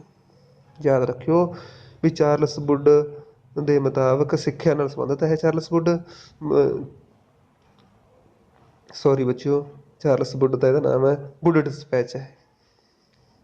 ਕੀ ਹੈ? Wood dispatch. ਚਾਰਲਸ ਵੁੱਡ ਦੀ ਅਧੀਨਗੀ ਅਧੀਨ ਬਣਿਆ ਸੀ ਵੁੱਡ ਡਿਸਪੈਚ ਹੈ ਬੱਚਿਓ। ਇਹ ਕਿਹੜਾ ਸਿੱਖਿਆ ਸੰਬੰਧ ਵਿੱਚ ਕਿਹੜਾ ਕਮਿਸ਼ਨ ਹੈ? Wood dispatch. ਤਾਂ ਇਸ ਅਧੀਨ ਕਲਕੱਤਾ, ਮੁੰਬਈ, ਮਦਰਾਸ ਦੇ ਵਿੱਚ ਯੂਨੀਵਰਸਿਟੀਆਂ ਬਣੀਆਂ। ਤਾਂ ਬੱਚਿਓ ਵੁੱਡ ਡਿਸਪੈਚ ਨੂੰ ਭਾਰਤੀ ਸਿੱਖਿਆ ਦਾ ਮੈਗਨਾ ਕਾਰਟਾ ਕਿਹਾ ਜਾਂਦਾ ਹੈ। ਪਿੱਛੇ ਇੱਕ ਕੁਐਸਚਨ ਆਇਆ ਸੀ ਵੀ ਭਾਰਤੀ ਸਿੱਖਿਆ ਦਾ ਮੈਗਨਾ ਕਾਰਟਾ ਕਿਹਨੂੰ ਕਿਹਾ ਜਾਂਦਾ ਹੈ? ਤਾਂ ਉਹ ਹੈ ਵੁੱਡ ਡਿਸਪੈਚ। ਕੀ ਹੈ ਬੱਚਿਓ? Wood dispatch. ਕਿਹਦੇ ਵੇਲੇ ਆਇਆ ਸੀ? ਲਾਰਡ ਡਲਹੌਜੀ ਵੇਲੇ। ਕਿਹਦੇ ਵੇਲੇ ਆਇਆ ਸੀ ਬੱਚਿਓ? ਲਾਰਡ ਡਲਹੌਜੀ ਵੇਲੇ। ਹੁਣ ਬੱਚਿਓ ਤੁਹਾਨੂੰ ਇਹ ਵੀ ਪਤਾ ਲੱਗ ਗਿਆ, ਇਨਾਮ ਕਮਿਸ਼ਨ ਵੀ ਪਤਾ ਲੱਗ ਗਿਆ, ਡਾਕਟਰਾਈਨ ਆਫ ਲੈਪਸ ਵੀ, ਲੈਪਸ ਦਾ ਸਿਧਾਂਤ ਵੀ ਪਤਾ ਲੱਗ ਗਿਆ, ਵੁੱਡ ਡਿਸਪੈਚ ਵੀ ਪਤਾ ਲੱਗ ਗਿਆ। ਹੁਣ ਤੁਹਾਡੇ ਦਿਮਾਗ ਦੇ ਵਿੱਚ ਇੱਕੋ ਇੱਕ ਇਹਦਾ ਕੰਮ ਮੈਂ ਤੁਹਾਨੂੰ ਦੱਸਾਂ, ਪਹਿਲੀ ਵਾਰੀ ਰੇਲ ਚਲਾਉਣਾ। ਤਾਂ ਬੱਚਿਓ ਭਾਰਤ ਦੇ ਵਿੱਚ ਪਹਿਲੀ ਵਾਰੀ ਰੇਲ 16 ਅਪ੍ਰੈਲ 1853 ਦੇ ਵਿੱਚ ਚਲਾਈ ਗਈ। ਕਦੋਂ ਚਲਾਈ ਗਈ? 16 ਅਪ੍ਰੈਲ 1853 ਦੇ ਵਿੱਚ। 16 ਅਪ੍ਰੈਲ 1853 ਦੇ ਵਿੱਚ ਭਾਰਤੀ ਰੇਲ ਚਲਾਈ ਗਈ ਬੱਚਿਓ। ਇਹ ਯਾਦ ਰੱਖਣਾ। ਕਿਹਨੇ ਚਲਾਈ? ਲਾਰਡ ਡਲਹੌਜੀ ਨੇ। ਕਿਹਨੇ ਚਲਾਈ ਬੱਚਿਓ? ਲਾਰਡ ਡਲਹੌਜੀ ਨੇ। ਇਸ ਤੋਂ ਬਾਅਦ 1854 ਦੇ ਵਿੱਚ ਹੋਰ ਕੰਮ ਕੀਤਾ ਬੱਚਿਓ, ਪੋਸਟ ਆਫਿਸ ਐਕਟ ਦਾ। ਪੋਸਟ ਆਫਿਸ ਐਕਟ ਜਾਂ ਡਾਕ ਟਿਕਟ ਦਾ, ਜਿਹੜਾ ਡਾਕ ਟਿਕਟ ਜਾਰੀ ਕੀਤੀ ਜਾਂ ਡਾਕੀ ਵਾਲਾ ਕੰਮ, ਪੋਸਟ ਐਕਟ। ਤਾਂ ਬੱਚਿਓ ਇਹੀ ਹੈ 1854 ਵਿੱਚ ਡਾਕ ਵਿਭਾਗ ਚਲਾਇਆ ਜਾਂ ਡਾਕ ਟਿਕਟ ਦਾ ਪ੍ਰਚਲਨ ਕੀਤਾ। ਕਿਹਦੇ ਦੌਰਾਨ? ਲਾਰਡ ਡਲਹੌਜੀ ਨੇ। ਤਾਂ ਇੱਕ ਬੱਚਿਓ ਆਪਾਂ ਕਹਿ ਲਈਏ ਸਾਰਵਜਨਿਕ ਲੋਕ ਨਿਰਮਾਣ ਵਿਭਾਗ ਦਾ, PWD ਆਪਾਂ ਕਹਿੰਦੇ ਹਾਂ। PWD ਦੀ ਸਥਾਪਨਾ ਲਾਰਡ ਡਲਹੌਜੀ ਵੇਲੇ ਹੋ ਗਈ ਸੀ ਬੱਚਿਓ, ਸਾਰਵਜਨਿਕ ਨਿਰਮਾਣ ਵਿਭਾਗ ਦੀ। ਤਾਂ ਇੱਕ ਬੱਚਿਓ, ਤਾਂ ਇਸ ਤੋਂ ਬਾਅਦ ਲੋਕ ਸੇਵਾ ਵਿਭਾਗ ਅੱਜ ਕੱਲ੍ਹ ਆਪਾਂ ਬੱਚੇ ਨੂੰ ਸਿਵਲ ਸਰਵਿਸ ਸੇਵਾ ਕਹਿੰਦੇ ਆ। ਸਿਵਲ ਸਰਵਿਸ ਸਿੱਖਿਆ ਜਿਹੜੇ ਵਿਭਾਗ ਦੀ ਸਥਾਪਨਾ ਕਿਹਨੇ ਕੀਤੀ ਸੀ? ਲਾਰਡ ਡਲਹੌਜ਼ੀ ਵੇਲੇ ਹੋਈ ਸੀ। ਤਾਂ ਬੱਚਿਓ ਕਲਕੱਤਾ ਤੇ ਆਗਰੇ ਦੌਰਾਨ ਤਾਰ ਸੇਵਾ ਦੀ ਸ਼ੁਰੂਆਤ ਵੀ ਇਸੇ ਦੌਰਾਨ ਹੀ ਹੋਈ। ਤਾਰ ਸੇਵਾ ਤੁਹਾਨੂੰ ਪਤਾ ਬੱਚਿਓ, ਇੱਕ ਤਾਂ ਪੋਸਟ ਆਪਣਾ ਡਾਕ ਸੇਵਾ ਹੁੰਦੀ, ਇੱਕ ਤਾਰ ਸੇਵਾ ਹੁੰਦੀ ਸੀ ਪਹਿਲਾਂ। ਤਾਰ ਸੇਵਾ ਕਲਕੱਤਾ ਤੋਂ ਆਗਰੇ ਦੇ ਵਿਚਕਾਰ ਲਾਰਡ ਡਲਹੌਜ਼ੀ ਦੌਰਾਨ ਹੋਈ। ਤਾਂ ਇਸ ਤੋਂ ਬਾਅਦ ਬੱਚਿਓ ਪਹਿਲੀ ਵਾਰੀ ਜਿਹੜੀ ਕੰਪੀਟੀਸ਼ਨ ਪ੍ਰੀਖਿਆ ਦੀ ਸ਼ੁਰੂਆਤ ਭਾਰਤੀ ਨਾਗਰਿਕ ਸੇਵਾ ਦੇ ਵਿੱਚ ਪਹਿਲੀ ਵਾਰੀ ਕੰਪੀਟੀਸ਼ਨ ਦੀ ਸ਼ੁਰੂਆਤ ਵੀ ਡਲਹੌਜ਼ੀ ਵੇਲੇ ਹੋਈ ਬੱਚਿਓ। ਹੁਣ ਬੱਚਿਓ ਇੰਨੇ ਕੰਮ ਹੋ ਗਏ ਤੇ ਇਹ ਇਸੇ ਕਰਕੇ ਮਸ਼ਹੂਰ ਹੈ ਲਾਰਡ ਡਲਹੌਜ਼ੀ 1848 ਤੋਂ ਲੈ ਕੇ 56। ਪਹਿਲਾਂ ਹੁਣ ਦੁਬਾਰਾ ਰਿਪੀਟ ਕਰਦੇ ਬੱਚਿਓ। ਇਹਦੇ ਦੌਰਾਨ ਇੱਕ ਤਾਂ ਸਿੱਖ ਯੁੱਧ ਹੋਇਆ, ਦੂਸਰਾ ਜਿਹਦੇ ਵਿੱਚ ਹਾਰ ਕੇ ਸਿੱਖ ਤੇ ਪੰਜਾਬ ਨੂੰ ਮਿਲਾ ਲਿਆ ਤੇ ਸਿੱਕਮ ਨੂੰ ਮਿਲਾ ਲਿਆ। ਦੂਸਰਾ ਐਂਗਲੋ ਬਰਮਾ ਯੁੱਧ ਹੋਇਆ ਤੇ ਇਨਾਮ ਕਮਿਸ਼ਨ ਬਣਿਆ ਤੇ ਬੱਚਿਓ ਆਪਣਾ ਕਹਿ ਲਈਏ ਡਾਕਟਰਾਂ ਨੂੰ ਫਲੈਪਸ ਦਾ ਸਿਧਾਂਤ ਤੇ ਚਾਰਲਸ ਵੁੱਡ ਹੋ ਗਿਆ। ਰੇਲ ਚਲਾਤੀ 16 ਅਪ੍ਰੈਲ 1853 ਨੂੰ। ਡਾਕ ਵਿਭਾਗ ਦੀ ਸਥਾਪਨਾ, ਸਾਰਵਜਨਿਕ ਨਿਰਮਾਣ ਵਿਭਾਗ ਦੀ ਸਥਾਪਨਾ, ਲੋਕ ਸੇਵਾ ਵਿਭਾਗ ਦੀ ਸਥਾਪਨਾ, ਕਲਕੱਤਾ ਤੇ ਆਗਰੇ ਦੇ ਵਿਚਕਾਰ ਤਾਰ ਸੇਵਾ ਸ਼ੁਰੂ ਹੋ ਗਈ ਬੱਚਿਓ। ਤੇ ਇਸ ਤੋਂ ਬਾਅਦ ਤੇ ਪ੍ਰੀਖਿਆ ਸੰਬੰਧੀ ਸ਼ੁਰੂਆਤ। ਇਸ ਤੋਂ ਬਾਅਦ ਬੱਚਿਓ ਇੱਕ ਤੁਹਾਡਾ ਫੈਕਟਰ ਹੈਗਾ ਦਾ 1853 ਦਾ ਐਕਟ, ਚਾਰਟਰ ਐਕਟ। ਬੱਚਿਓ 1853 ਦਾ ਚਾਰਟਰ ਐਕਟ ਇਹਦੇ ਦੌਰਾਨ ਹੀ ਹੋਇਆ ਸੀ। ਹੁਣ ਤੁਸੀਂ ਇਹਦੀ ਵਿਸ਼ੇਸ਼ਤਾ ਪੁੱਛੋਗੇ। 1813 ਵਾਲੇ ਦੀ ਥੋੜ੍ਹੀ ਯਾਦ ਹੋ ਗਈ ਹੋਣੀ, 1 ਲੱਖ ਰੁਪਈਆ। 1833 ਵਾਲੇ ਦੀ ਵੀ ਯਾਦ ਹੋ ਗਈ ਹੋਣੀ। ਚਾਰਟਰ ਐਕਟ ਦੀ ਕੰਪਨੀ ਨੇ ਵਪਾਰਕ ਕੰਮਾਂ ਦੀ ਸਥਾਪਨਾ ਪੂਰੀ ਤਰ੍ਹਾਂ ਖਤਮ ਕਰਤੀ ਸੀ। 1853 20 ਸਾਲਾਂ ਬਾਅਦ ਜਿਹੜਾ ਆਇਆ ਹੈ, ਇਹਦੀ ਵੀ ਤੁਹਾਡੇ ਯਾਦ ਹੋ ਜੂਗੀ। ਵਿਧਾਨ ਪਰਿਸ਼ਦ ਦੀ ਸਥਾਪਨਾ। ਤਾਂ ਬੱਚਿਓ 1853 ਦੇ ਚਾਰਟਰ ਐਕਟ ਵਿਧਾਨ ਪਰਿਸ਼ਦ ਦੀ ਸਥਾਪਨਾ ਹੋਈ ਸੀ। ਇਹ ਤੁਹਾਡੇ ਦਿਮਾਗ ਦੇ ਵਿੱਚ ਫਿੱਟ ਹੋ ਗਏ ਹੋਣਗੇ ਕੰਮ ਲਾਰਡ ਡਲਹੌਜ਼ੀ ਦੇ। ਇਸ ਤੋਂ ਬਾਅਦ ਬੱਚਿਓ ਲਾਸਟ ਲਾਰਡ ਕੈਨਿੰਗ ਬੱਚਿਓ। ਹੁਣ ਤੁਸੀਂ ਪੁੱਛੋਗੇ ਬੱਚਿਓ ਵੀ ਇਹ ਲਾਸਟ ਗਵਰਨਰ ਜਨਰਲ ਕਿਉਂ ਸੀ? ਬੱਚਿਓ ਇੱਥੇ ਤੱਕ ਗਵਰਨਰ ਜਨਰਲ ਸੀ। ਲਾਰਡ ਕੈਨਿੰਗ ਆਪਣਾ ਪਹਿਲਾ ਲਾਸਟ ਗਵਰਨਰ ਜਨਰਲ ਹੈ ਤੇ ਪਹਿਲਾ ਆਪਣਾ ਵਾਇਸਰਾਏ ਹੈ ਬੱਚਿਓ। ਇਹਦੇ ਦੌਰਾਨ ਇਹਦਾ ਕਾਲ ਸੁਣੋ ਪਹਿਲਾਂ ਤਾਂ 1856 ਤੋਂ ਲੈ ਕੇ 1862। 1856 ਤੋਂ ਲੈ ਕੇ 1862 ਲਾਰਡ ਕੈਨਿੰਗ। ਹੁਣ ਬੱਚੇ ਤੁਸੀਂ ਇੱਥੇ ਸੋਚਦੇ ਹੋਗੇ ਵੀ ਪਹਿਲਾ ਗਵਰਨਰ ਜਨਰਲ ਪਹਿਲਾ ਵਾਇਸਰਾਏ ਕਿਵੇਂ ਬਣਿਆ? ਬੱਚਿਓ 1857 ਦਾ ਵਿਦਰੋਹ ਇਹਦੇ ਦੌਰਾਨ ਹੁੰਦਾ ਹੈ, ਲਾਰਡ ਕੈਨਿੰਗ ਦੇ ਦੌਰਾਨ ਹੁੰਦਾ ਹੈ। 1857 ਦਾ ਵਿਦਰੋਹ ਤੁਹਾਨੂੰ ਪਤਾ ਬੱਚਿਓ ਬੈਰਕਪੁਰ ਛਾਉਣੀ ਤੋਂ ਸ਼ੁਰੂ ਹੋ ਕੇ ਦਿੱਲੀ, ਮੇਰਠ, ਲਖਨਊ ਸਾਰੇ ਪਾਸੇ ਘੁੰਮਦਾ, ਸਾਰੇ ਇੰਡੀਆ ਦੇ ਵਿੱਚ ਇਹਦੀ ਇਹ ਬੱਚੇ ਨੂੰ ਝੰਜੋੜਦਾ ਗਾ। ਤਾਂ ਲਾਰਡ ਕੈਨਿੰਗ 1857 ਤੋਂ ਵਿਦਰੋਹ ਤੋਂ ਬਾਅਦ ਬੱਚਿਓ ਆਪਾਂ ਸਿੱਧੇ ਇੰਗਲੈਂਡ ਦੇ ਮਹਾਰਾਣੀ ਕਰਾਊਨ ਦੇ ਅਧੀਨ ਹੋ ਜਾਂਦੇ ਹਾਂ। ਹੁਣ ਤੱਕ ਕੰਪਨੀ ਕਾਰਜਕਾਰ ਚਲਾਈ ਜਾਂਦੀ ਸੀ, ਹੁਣ ਕੰਪਨੀ ਜਾਂ ਆਪਾਂ ਸਾਰੇ ਜਿਹੜਾ ਸਾਰਾ ਭਾਰਤ ਹੈ ਉਹ ਕਿਹਦੇ ਅਧੀਨ ਹੋ ਜਾਂਗੇ? ਇੰਗਲੈਂਡ ਦੇ ਕਰਾਊਨ ਦੇ ਅਧੀਨ, ਸ਼ਾਹੀ ਰਾਜ ਦੇ ਅਧੀਨ ਹੋ ਜਾਂਗੇ ਬੱਚਿਓ 1857 ਦੇ ਵਿਦਰੋਹ ਤੋਂ ਬਾਅਦ। ਤਾਂ ਬੱਚਿਓ ਇੱਥੇ ਹੁਣ ਦੁਬਾਰਾ ਰਿਪੀਟ ਕਰਦਾ, ਭਾਰਤ ਦਾ ਆਖਰੀ ਗਵਰਨਰ ਜਨਰਲ ਕੌਣ ਹੈ? Lord Canning. ਤੇ ਪਹਿਲਾ ਵਾਇਸਰਾਏ ਕੌਣ ਹੈ? Lord Canning. ਹੁਣ ਬੱਚਿਓ ਇੱਥੇ ਇਹਦਾ ਨਾਮ ਚੇਂਜ ਹੋ ਜਾਂਦਾ ਕਿਉਂਕਿ ਇੱਥੇ ਹੁਣ ਤੱਕ ਗਵਰਨਰ ਜਨਰਲ ਸੀ। ਹੁਣ ਤੱਕ ਗਵਰਨਰ ਜਨਰਲ ਸੀ ਤੇ ਇਸ ਤੋਂ ਬਾਅਦ 1857 ਤੋਂ ਬਾਅਦ ਵਾਇਸਰਾਏ, ਕਿਉਂਕਿ ਇੱਥੇ ਬੱਚਿਓ ਇੱਕ ਹੋਰ ਪੋਸਟ ਇਹਨਾਂ ਨੇ ਬਣਾ ਦਿੱਤੀ ਹੈ, ਸੈਕਟਰੀ। ਤਾਂ ਇੱਥੇ ਸੈਕਟਰੀ ਹੈ, ਸਕੱਤਰੇਤ ਵੀ ਨਾਲ ਚੁਣਿਆ ਜਾਇਆ ਕਰੂਗਾ ਕਿਹਦੇ? ਵਾਇਸਰਾਏ ਦੇ ਨਾਲ। ਤਾਂ ਬੱਚਿਓ 1857 'ਚ ਵਿਧਵਾ ਪੁਨਰ ਵਿਆਹ ਐਕਟ ਆਇਆ। ਤੁਹਾਨੂੰ ਪਤਾ ਹੀ ਹੋਣਾ ਸਤੀ ਪ੍ਰਥਾ ਵਾਲਾ ਵੀ, ਵਿਲੀਅਮ ਬੈਂਟਿੰਗ ਵਾਲਾ ਵੀ। ਤਾਂ ਇੱਥੇ ਵਿਧਵਾ ਪੁਨਰ ਵਿਆਹ ਦੀ ਕਈ ਵਾਰ ਡੇਟ ਪੁੱਛ ਲੈਂਦੇ ਨੇ ਬੱਚਿਓ, ਕਿਹਦੇ ਕੀਤਾ ਸੀ? 1856 ਦੇ ਵਿੱਚ ਵਿਧਵਾ ਪੁਨਰ ਵਿਆਹ। ਹੁਣ ਤੁਹਾਡੇ ਬੱਚਿਓ ਦਿਮਾਗ ਦੇ ਵਿੱਚ ਹੋਣਾ ਇਹ ਕਿਹਦੀਆਂ ਕੋਸ਼ਿਸ਼ਾਂ ਸਦਕੇ, ਕਿਉਂਕਿ ਇਹੋ ਜਿਹੇ ਕਾਨੂੰਨ ਜਿਹੜੇ ਬਣਦੇ ਨੇ ਬੱਚਿਓ, ਐਕਟ ਬਣਦੇ ਨੇ, ਕਿਸੇ ਦੀ ਕੋਸ਼ਿਸ਼ ਹੁੰਦੀ ਹੈ, ਉਹਦੇ ਪਿੱਛੇ ਬਹੁਤ ਵੱਡਾ ਸੰਘਰਸ਼ ਹੁੰਦਾ ਹੈ। ਤਾਂ ਬੱਚਿਓ ਮੈਨੂੰ ਦੱਸਿਓ ਵੀ ਵਿਧਵਾ ਪੁਨਰ ਵਿਆਹ, ਕਿਉਂਕਿ ਮੈਂ ਤੁਹਾਨੂੰ ਦੱਸ ਸਕਾਂ ਸਤੀ ਪ੍ਰਥਾ ਰਾਜਾ ਮੋਹਨ ਰਾਏ, ਤਾਂ ਤੁਹਾਡਾ ਹੱਕ ਬਣਦਾ ਹੈ ਵੀ ਵਿਧਵਾ ਪੁਨਰ ਵਿਆਹ ਕਿਹਦੀਆਂ ਕੋਸ਼ਿਸ਼ਾਂ ਸਦਕੇ ਆਇਆ ਸੀ। ਤਾਂ ਬਣਾਇਆ ਤਾਂ ਕਿ ਨਹੀਂ ਸੀ? ਲਾਰਡ ਕੈਨਿੰਗ ਨੇ ਐਕਟ ਬਣਾਤਾ ਸੀ ਇਹ। ਤਾਂ ਇਸ ਤੋਂ ਬਾਅਦ ਬੱਚਿਓ ਹਾਈ ਕੋਰਟ ਦੇ ਹਾਈ ਕੋਰਟਸ ਮੁੰਬਈ ਕਲਕੱਤਾ ਮਦਰਾਸ ਦੇ ਵਿੱਚ ਹਾਈ ਕੋਰਟਸ ਬਣਾਈਆਂ ਗਈਆਂ। ਮੁੰਬਈ ਕਲਕੱਤਾ ਮਦਰਾਸ ਦੇ ਵਿੱਚ ਉਹ ਵੀ ਲਾਰਡ ਕੈਨਿੰਗ ਨੇ ਹੀ ਬਣਾਈਆਂ। ਤਾਂ ਬੱਚੋ ਇੱਥੇ ਇੱਕ ਹੋਰ 1861 ਦੇ ਵਿੱਚ ਇੰਡੀਅਨ ਕੌਂਸਲ ਐਕਟ ਅਧੀਨ ਪੋਰਟਫੋਲੀਓ ਬਣਾਇਆ ਗਿਆ। ਪੋਰਟਫੋਲੀਓ ਨਿਯੁਕਤ ਕਰਦੇ ਬੱਚੋ। ਹੁਣ ਪੋਰਟਫੋਲੀਓ ਨਹੀਂ ਪਤਾ ਹੋਣਾ ਤੁਹਾਨੂੰ, ਜਿਹੜੇ ਤੁਸੀਂ ਮੰਤਰੀ ਬਣਦੇ ਦੇਖੇ ਹੋ, ਕੋਈ ਮਾਲ ਮੰਤਰੀ ਹੈ, ਕੋਈ ਸੜਕ ਮੰਤਰੀ ਹੈ, ਕੋਈ ਮੰਤਰੀ ਹੈ, ਤੇ ਸਾਰੇ ਪੋਰਟਫੋਲੀਓ ਅਧੀਨ ਨੇ ਬੱਚੋ। ਇਹਨਾਂ ਨੂੰ ਪੋਰਟਫੋਲੀਓ ਕਿਹਾ ਜਾਂਦਾ ਕਿਉਂਕਿ ਇਹਨਾਂ ਨੂੰ ਅਹੁਦੇ ਦਿੱਤੇ। ਕਿਸੇ ਨੂੰ ਅਹੁਦਾ ਦੇਣਾ, ਕਿਸੇ ਸੜਕ ਵਿਭਾਗ ਦੇਣਾ ਉਹ ਹੁੰਦਾ ਬੱਚੋ ਪੋਰਟਫੋਲੀਓ। ਤਾਂ ਪੋਰਟਫੋਲੀਓ ਕਿਹਦੇ ਅਧੀਨ ਕਦੋਂ ਚੱਲਿਆ? ਲਾਰਡ ਕੈਨਿੰਗ ਦੇ ਅਧੀਨ ਚੱਲਿਆ। ਹੁਣ ਬੱਚੇ ਦੁਬਾਰਾ ਰਿਪੀਟ ਕਰਦੇ ਹਾਂ। ਭਾਰਤ ਦਾ ਪਹਿਲਾ ਗਵਰਨਰ ਜਨਰਲ ਭਾਰਤ ਦਾ ਪਹਿਲਾ ਵਾਇਸਰਾਏ ਅਤੇ ਆਖਰੀ ਗਵਰਨਰ ਜਨਰਲ ਲਾਰਡ ਕੈਨਿੰਗ ਸੀ। 1857 ਦੇ ਵਿਰੋਧ ਵੇਲੇ ਕੌਣ ਸੀ? ਲਾਰਡ ਕੈਨਿੰਗ ਸੀ। ਅਤੇ ਹਾਈ ਕੋਰਟ ਮੁੰਬਈ ਕਲਕੱਤਾ ਮਦਰਾਸ ਦੇ ਵਿੱਚ ਬਣੀਆਂ। ਵਿਧਵਾ ਪੁਨਰ ਵਿਆਹ ਅਤੇ ਪੋਰਟਫੋਲੀਓ ਪ੍ਰਣਾਲੀ, ਇਹ ਬੱਚੋ ਲਾਰਡ ਕੈਨਿੰਗ ਦੇ ਅਧੀਨ ਆਈ ਕੰਮ ਆਉਂਦੇ ਆ। ਇਸ ਤੋਂ ਬੱਚੋ ਇਲਗਨ, ਲਾਰਡ ਇਲਗਨ, ਇਹਦੇ ਬੱਚੋ ਇੱਕੋ ਕੰਮ ਯਾਦ ਰੱਖਣਾ ਇਹਦਾ, ਵਹਾਬੀ ਅੰਦੋਲਨ ਦਾ ਦਮਨ। ਵਹਾਬੀ ਬੱਚੋ ਮੁਸਲਮਾਨ ਸੀ। ਇਹ ਆਪਦੀਆਂ ਮੰਗਾਂ ਨੂੰ ਲੈ ਕੇ ਪੂਰੇ ਇੰਡੀਆ ਦੇ ਵਿੱਚ ਮਸ਼ਹੂਰ ਸੀ। ਉਸ ਵੇਲੇ ਵਹਾਬੀਆਂ ਦਾ ਜਿਹੜਾ ਅੰਦੋਲਨ ਸੀ ਉਹਦਾ ਦਮਨ ਕਰਨ ਵਾਸਤੇ ਲਾਰਡ ਇਲਗਨ ਸੀ। 1 ਸਾਲ ਹੀ ਰਿਹਾ ਬੱਚੋ, 1862 ਤੋਂ ਲੈ ਕੇ 63 ਤੱਕ। ਇਸ ਤੋਂ ਬੱਚੋ ਅਗਲਾ ਹੈਗਾ ਲਾਰਡ ਮਾਇਓ। ਕੌਣ ਬੱਚੋ? Lord mayo. ਇਹ 72 ਤੱਕ 1872 ਤੱਕ ਰਿਹਾ। 1869 ਤੋਂ ਲੈ ਕੇ 1872 ਤੱਕ ਬੱਚੋ। ਕੌਣ? Lord mayo. ਤਾਂ ਬੱਚੋ ਇਹਦਾ ਇੱਕੋ ਇੱਕ ਕੰਮ ਯਾਦ ਰੱਖਣਾ, ਮਰਦਮਸ਼ੁਮਾਰੀ ਦੀ ਸ਼ੁਰੂਆਤ, ਜਾਂ ਕਹਿੰਦੇ ਆਪਾਂ ਸੈਂਸਸ ਦੀ ਸ਼ੁਰੂਆਤ ਕੀਤੀ, ਜਾਂ ਜਨਗਣਨਾ ਦੀ ਸ਼ੁਰੂਆਤ ਕੀਤੀ। 1872 ਦੇ ਵਿੱਚ ਪਹਿਲੀ ਜਨਗਣਨਾ ਕਿਹਨੇ ਸ਼ੁਰੂ ਕੀਤੀ ਸੀ? ਲਾਰਡ ਮਾਇਓ ਨੇ। ਐਡਾ ਘੈਂਟ ਕੰਮ ਹੁਣ ਵੀ 2021 ਦੇ ਵਿੱਚ ਹੋ ਗਈ ਬੱਚੋ। ਉਦੋਂ ਇਹਨੇ ਕੀਤੀ ਸੀ।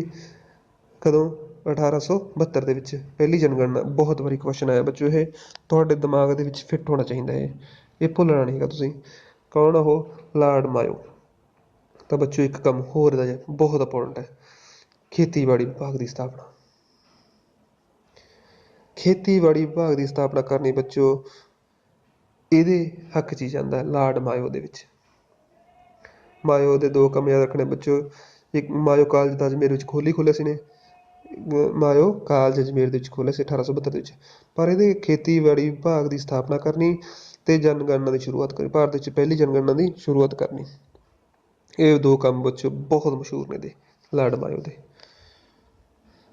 ਬੱਚੋ ਲਾਰਡ ਨਾਰਥਬਰੁੱਕ 1872 ਤੋਂ ਲੈ ਕੇ 76 ਤੱਕ। 1872 ਤੋਂ ਲੈ ਕੇ 76 ਤੱਕ ਬੱਚੋ। ਇਹ ਲਾਰਡ ਨਾਰਥਬਰੁੱਕ ਪੰਜਾਬ ਵਾਸਤੇ ਕਿਉਂ ਮਸ਼ਹੂਰ ਹੈ? ਲਿੰਕ ਟੱਚ ਕਰਨਾ ਆਪਣੇ ਇਹਦੇ ਨਾਲ ਬੱਚੋ, ਇੱਕ ਯਾਦ ਰੱਖਣੇ ਆ। ਪੰਜਾਬ ਦੇ ਵਿੱਚ ਲਾਰਡ ਨਾਰਥਬਰੁੱਕ ਸੀ ਜਦੋਂ, ਉਦੋਂ ਪੰਜਾਬ ਦੇ ਵਿੱਚ ਕੂਕਾ ਅੰਦੋਲਨ ਸ਼ੁਰੂ ਸੀ। 1872 ਤੋਂ 76 ਲਾਰਡ ਨਾਰਥਬਰੁੱਕ। ਕੀ ਯਾਦ ਰੱਖਣਾ ਬੱਚੋ? ਲਾਰਡ ਨਾਰਥਬਰੁੱਕ। ਕੌਣ? 1872 ਤੋਂ ਲੈ ਕੇ 76 ਦੇ ਵਿੱਚ ਪੰਜਾਬ ਦੇ ਵਿੱਚ ਕੂਕਾ ਅੰਦੋਲਨ। ਪੰਜਾਬ ਦੇ ਵਿੱਚ ਕੂਕਾ ਅੰਦੋਲਨ ਕਿਹਨੇ ਸ਼ੁਰੂਆਤ ਕੀਤੀ ਬੱਚੋ? ਲਾਰਡ ਨਾਰਥਬਰੁੱਕ ਨੇ। ਤਾਂ ਬੱਚੋ ਇੱਥੇ 1800 ਇਸੇ ਦੇ ਕਾਲ ਦੌਰਾਨ ਸਵੇਜ ਨਹਿਰ ਖੁੱਲ੍ਹੀ ਸੀ। ਸਵੇਜ ਨਹਿਰ ਖੁੱਲ੍ਹਣ ਦੇ ਕਰਕੇ ਬੱਚੋ ਕਿੱਥੇ ਤਾਂ ਪਹਿਲਾਂ ਕੇਪ ਆਫ ਗੁੱਡ ਦੇ ਰਸਤੇ ਨਾਲ ਆਉਂਦੇ ਸੀ ਅੰਗਰੇਜ਼, ਉੱਪਰ ਦੀ ਅਫਰੀਕਾ ਦੇ ਉੱਪਰ ਦੀ ਘੁੰਮ ਕੇ ਆਉਂਦੇ ਸੀ, ਕਿੰਨੇ ਕਿਲੋਮੀਟਰ ਘੁੰਮ ਕੇ ਆਉਂਦੇ ਸੀ ਭਾਰਤ ਦੇ ਵਿੱਚ। ਬੱਚੋ ਸਵੇਜ ਨਹਿਰ ਖੁੱਲ੍ਹ ਜਾਣ ਦੇ ਕਰਕੇ ਸਿੱਧਾ ਡਾਇਰੈਕਟ ਆਉਣ ਲੱਗ ਗਏ ਯੂਰਪ ਤੋਂ। ਬਹੁਤ ਕਿਲੋਮੀਟਰਾਂ ਦਾ, ਬਹੁਤ 100 ਕਿਲੋਮੀਟਰਾਂ ਦਾ ਬੱਚੋ ਫਰਕ ਪੈ ਗਿਆ। ਇਹ ਤੁਹਾਡੇ ਦਿਮਾਗ ਦੇ ਵਿੱਚ ਸਵੇਜ ਨਹਿਰ ਬਾਰੇ ਵੀ ਤੁਹਾਨੂੰ ਪਤਾ ਹੋਣਾ ਚਾਹੀਦਾ। ਨਕਸ਼ੇ 'ਤੇ ਦੇਖੋ ਇਹਨੂੰ, ਸਵੇਜ ਨਹਿਰ ਕਿੱਥੋਂ ਸੀ, ਪਹਿਲਾਂ ਕਿਵੇਂ ਆਉਂਦੀ ਸੀ। ਕੇਪ ਆਫ ਗੁੱਡ ਰਸਤਾ ਸੀ ਪਹਿਲਾਂ ਤਾਂ, ਅਫਰੀਕਾ ਦੇ ਉੱਪਰ ਦੀ ਘੁੰਮ ਕੇ ਆਉਂਦੀ ਸੀ। ਸਵੇਜ ਨਹਿਰ ਖੁੱਲ੍ਹਣ ਦੇ ਕਰਕੇ ਕੀ ਹੋ ਗਿਆ, ਸਿੱਧਾ ਯੂਰਪ ਤੋਂ ਭਾਰਤ ਆਉਣ ਲੱਗ ਗਏ ਬੱਚੋ ਸਿੱਧਾ। ਇਹ ਤੁਹਾਡੇ ਦਿਮਾਗ ਦੇ ਵਿੱਚ ਫਿੱਟ ਹੋਣਾ ਚਾਹੀਦਾ ਹੈ। ਤਾਂ ਬੱਚੋ ਤਾਂ ਇਹਦੇ ਨਾਲ ਸਵੇਜ ਨਹਿਰ ਖੁੱਲ੍ਹ ਕਰਨ ਦੇ ਕਰਕੇ ਕੀ ਹੋਇਆ? ਵਪਾਰ ਵਧੂਗਾ ਘਟੂਗਾ? ਭਾਰਤੀਆਂ ਦੀ ਲੁੱਟ ਖਸੁੱਟ ਵਧੂਗੀ ਘਟੂ? ਤਾਂ ਬੱਚੋ ਭਾਰਤ 'ਤੇ ਲੁੱਟ ਖਸੁੱਟ ਜ਼ਿਆਦਾ ਵੱਧ ਗਈ, ਵਧਣੀ ਸੀ ਬੱਚੋ। ਆਪਦੀਆਂ ਚੀਜ਼ਾਂ ਵੱਧ ਵੇਚੀ ਗਏ, ਆਪਣੇ ਦਾ ਘੱਟ ਦਾਮ ਸੀ, ਆਪਣੇ ਜਿਹੜੇ ਛੋਟੇ ਛੋਟੇ ਆਪਣੇ ਕਿਸਾਨ ਸੀ ਉਹ ਕਰਜ਼ੇ ਅਧੀਨ ਸੀ, ਅਤੇ ਦੂਸਰਾ ਜਿਹੜੇ ਆਪਣੇ ਭਾਰਤ ਦੀਆਂ ਚੀਜ਼ਾਂ ਸੀ ਉਹ ਖਤਮ ਹੁੰਦੀਆਂ ਜਾ ਰਹੀਆਂ ਸੀ, ਅਤੇ ਆਪਦੀਆਂ ਇਹ ਚੀਜ਼ਾਂ ਵੇਚਦੇ ਹੈ। ਆਪਾਂ ਨੂੰ ਘੱਟ ਮਜ਼ਦੂਰੀ ਦਿੰਦੇ ਸੀ, ਉੱਥੇ ਜਾ ਕੇ ਇਹ ਵੱਧ ਕਮਾਉਂਦੇ ਸੀ। ਤਾਂ ਬੱਚਿਓ ਆਪਣੀ ਸੋਨੇ ਦੀ ਜਿਹੜੀ ਚਿੜੀ ਸੀ ਉਹ ਹੌਲੀ ਹੌਲੀ ਹੌਲੀ ਹੌਲੀ ਉਹਨੇ ਜਮਾਂ ਲੁੱਟ ਕੇ ਖਾ ਲਈ। ਤਾਂ ਬੱਚਿਓ ਇਸ ਤੋਂ ਬਾਅਦ ਵਾਲੇ ਜਿਹੜੇ ਗਵਰਨਰ ਜਨਰਲ ਨੇ, ਸੌਰੀ ਵਾਇਸਰਾਏ ਰਹਿ ਗਏ ਹੁੰਦਾ, ਉਹ ਆਪਾਂ ਅਗਲੇ ਪਾਰਟ 'ਚ ਕਰਾਂਗੇ, ਕਿਉਂਕਿ ਪਾਰਟ ਬਹੁਤ ਵੱਡਾ ਹੋ ਜਾਂਦਾ ਹੈ। ਤਾਂ ਬੱਚਿਓ ਇੱਥੋਂ ਤੱਕ ਮੈਨੂੰ ਲੱਗਦਾ ਵੀ ਤੁਹਾਡੇ ਮਾਡਰਨ ਹਿਸਟਰੀ ਘਰ ਗਈ ਹੋਣੀ, ਤੁਹਾਨੂੰ ਪਤਾ ਲੱਗ ਗਿਆ ਹੋਣਾ ਵੀ ਵਾਰਨ ਹਿਸਟਰੀ ਤੋਂ ਬਾਅਦ ਕਿਸ ਤਰ੍ਹਾਂ ਕਿਹੜੇ ਗਵਰਨਰ ਜਨਰਲ ਆਏ, ਕੀ ਕੰਮ ਸੀ। ਤੁਹਾਨੂੰ ਉਹਨਾਂ ਵਾਸਤੇ ਯਾਦ ਨਹੀਂ ਕਰਨੇ ਪੈਣੇ, ਰਿਪੀਟ ਕਰਨਾ ਪਊਗਾ ਕਈ ਵਾਰੀ, ਇੱਕ ਵਾਰੀ ਜ਼ਰੂਰ, ਵੀ ਪਹਿਲਾਂ ਵਾਰਨ ਹੇਸਟਿੰਗਸ ਸੀ, ਦੂਸਰਾ ਕਾਰਨਵਾਲਿਸ ਸੀ, ਫਿਰ ਵੈਲਜ਼ਲੀ ਸੀ, ਫਿਰ ਬੋਰਲੇ ਸੀ, ਫਿਰ ਮਿੰਟੋ ਆ ਗਿਆ, ਫਿਰ ਵਿਲੀਅਮ ਬੈਂਟਿਕ, ਮੈਟਕਾਫ, ਐਲਨ ਬਰੋ ਅਤੇ ਡਲਹੌਜੀ, ਨਾਰਥਬਰੁੱਕ ਤੱਕ ਤੁਹਾਡੇ ਇੱਕ ਵਾਰੀ ਰਿਪੀਟ ਤਾਂ ਜ਼ਰੂਰ ਕਰਨਾ ਪਊ ਬੱਚਿਓ। ਪਰ ਇਹ ਨਹੀਂ ਹੋਣਾ ਵੀ ਤੁਹਾਡੇ ਮਾਡਰਨ ਹਿਸਟਰੀ ਦੇ ਕੰਸੈਪਟ ਜਾਂ ਕਰਮ ਬਾਰੇ ਯਾਦ ਨਾ ਹੋਵੇ, ਕਿਉਂਕਿ ਤੁਹਾਡੇ ਕੰਮ ਅੱਛੇ ਤਰੀਕੇ ਨਾਲ ਮਾਇੰਡ ਕਰਕੇ ਹੋਣਗੇ। ਤਾਂ ਧੰਨਵਾਦ ਬੱਚਿਓ, ਤਾਂ ਇਸ ਨੂੰ ਚੰਗੇ ਤਰੀਕੇ ਨਾਲ ਆਸ ਹੈ ਪੜ੍ਹੋਗੇ।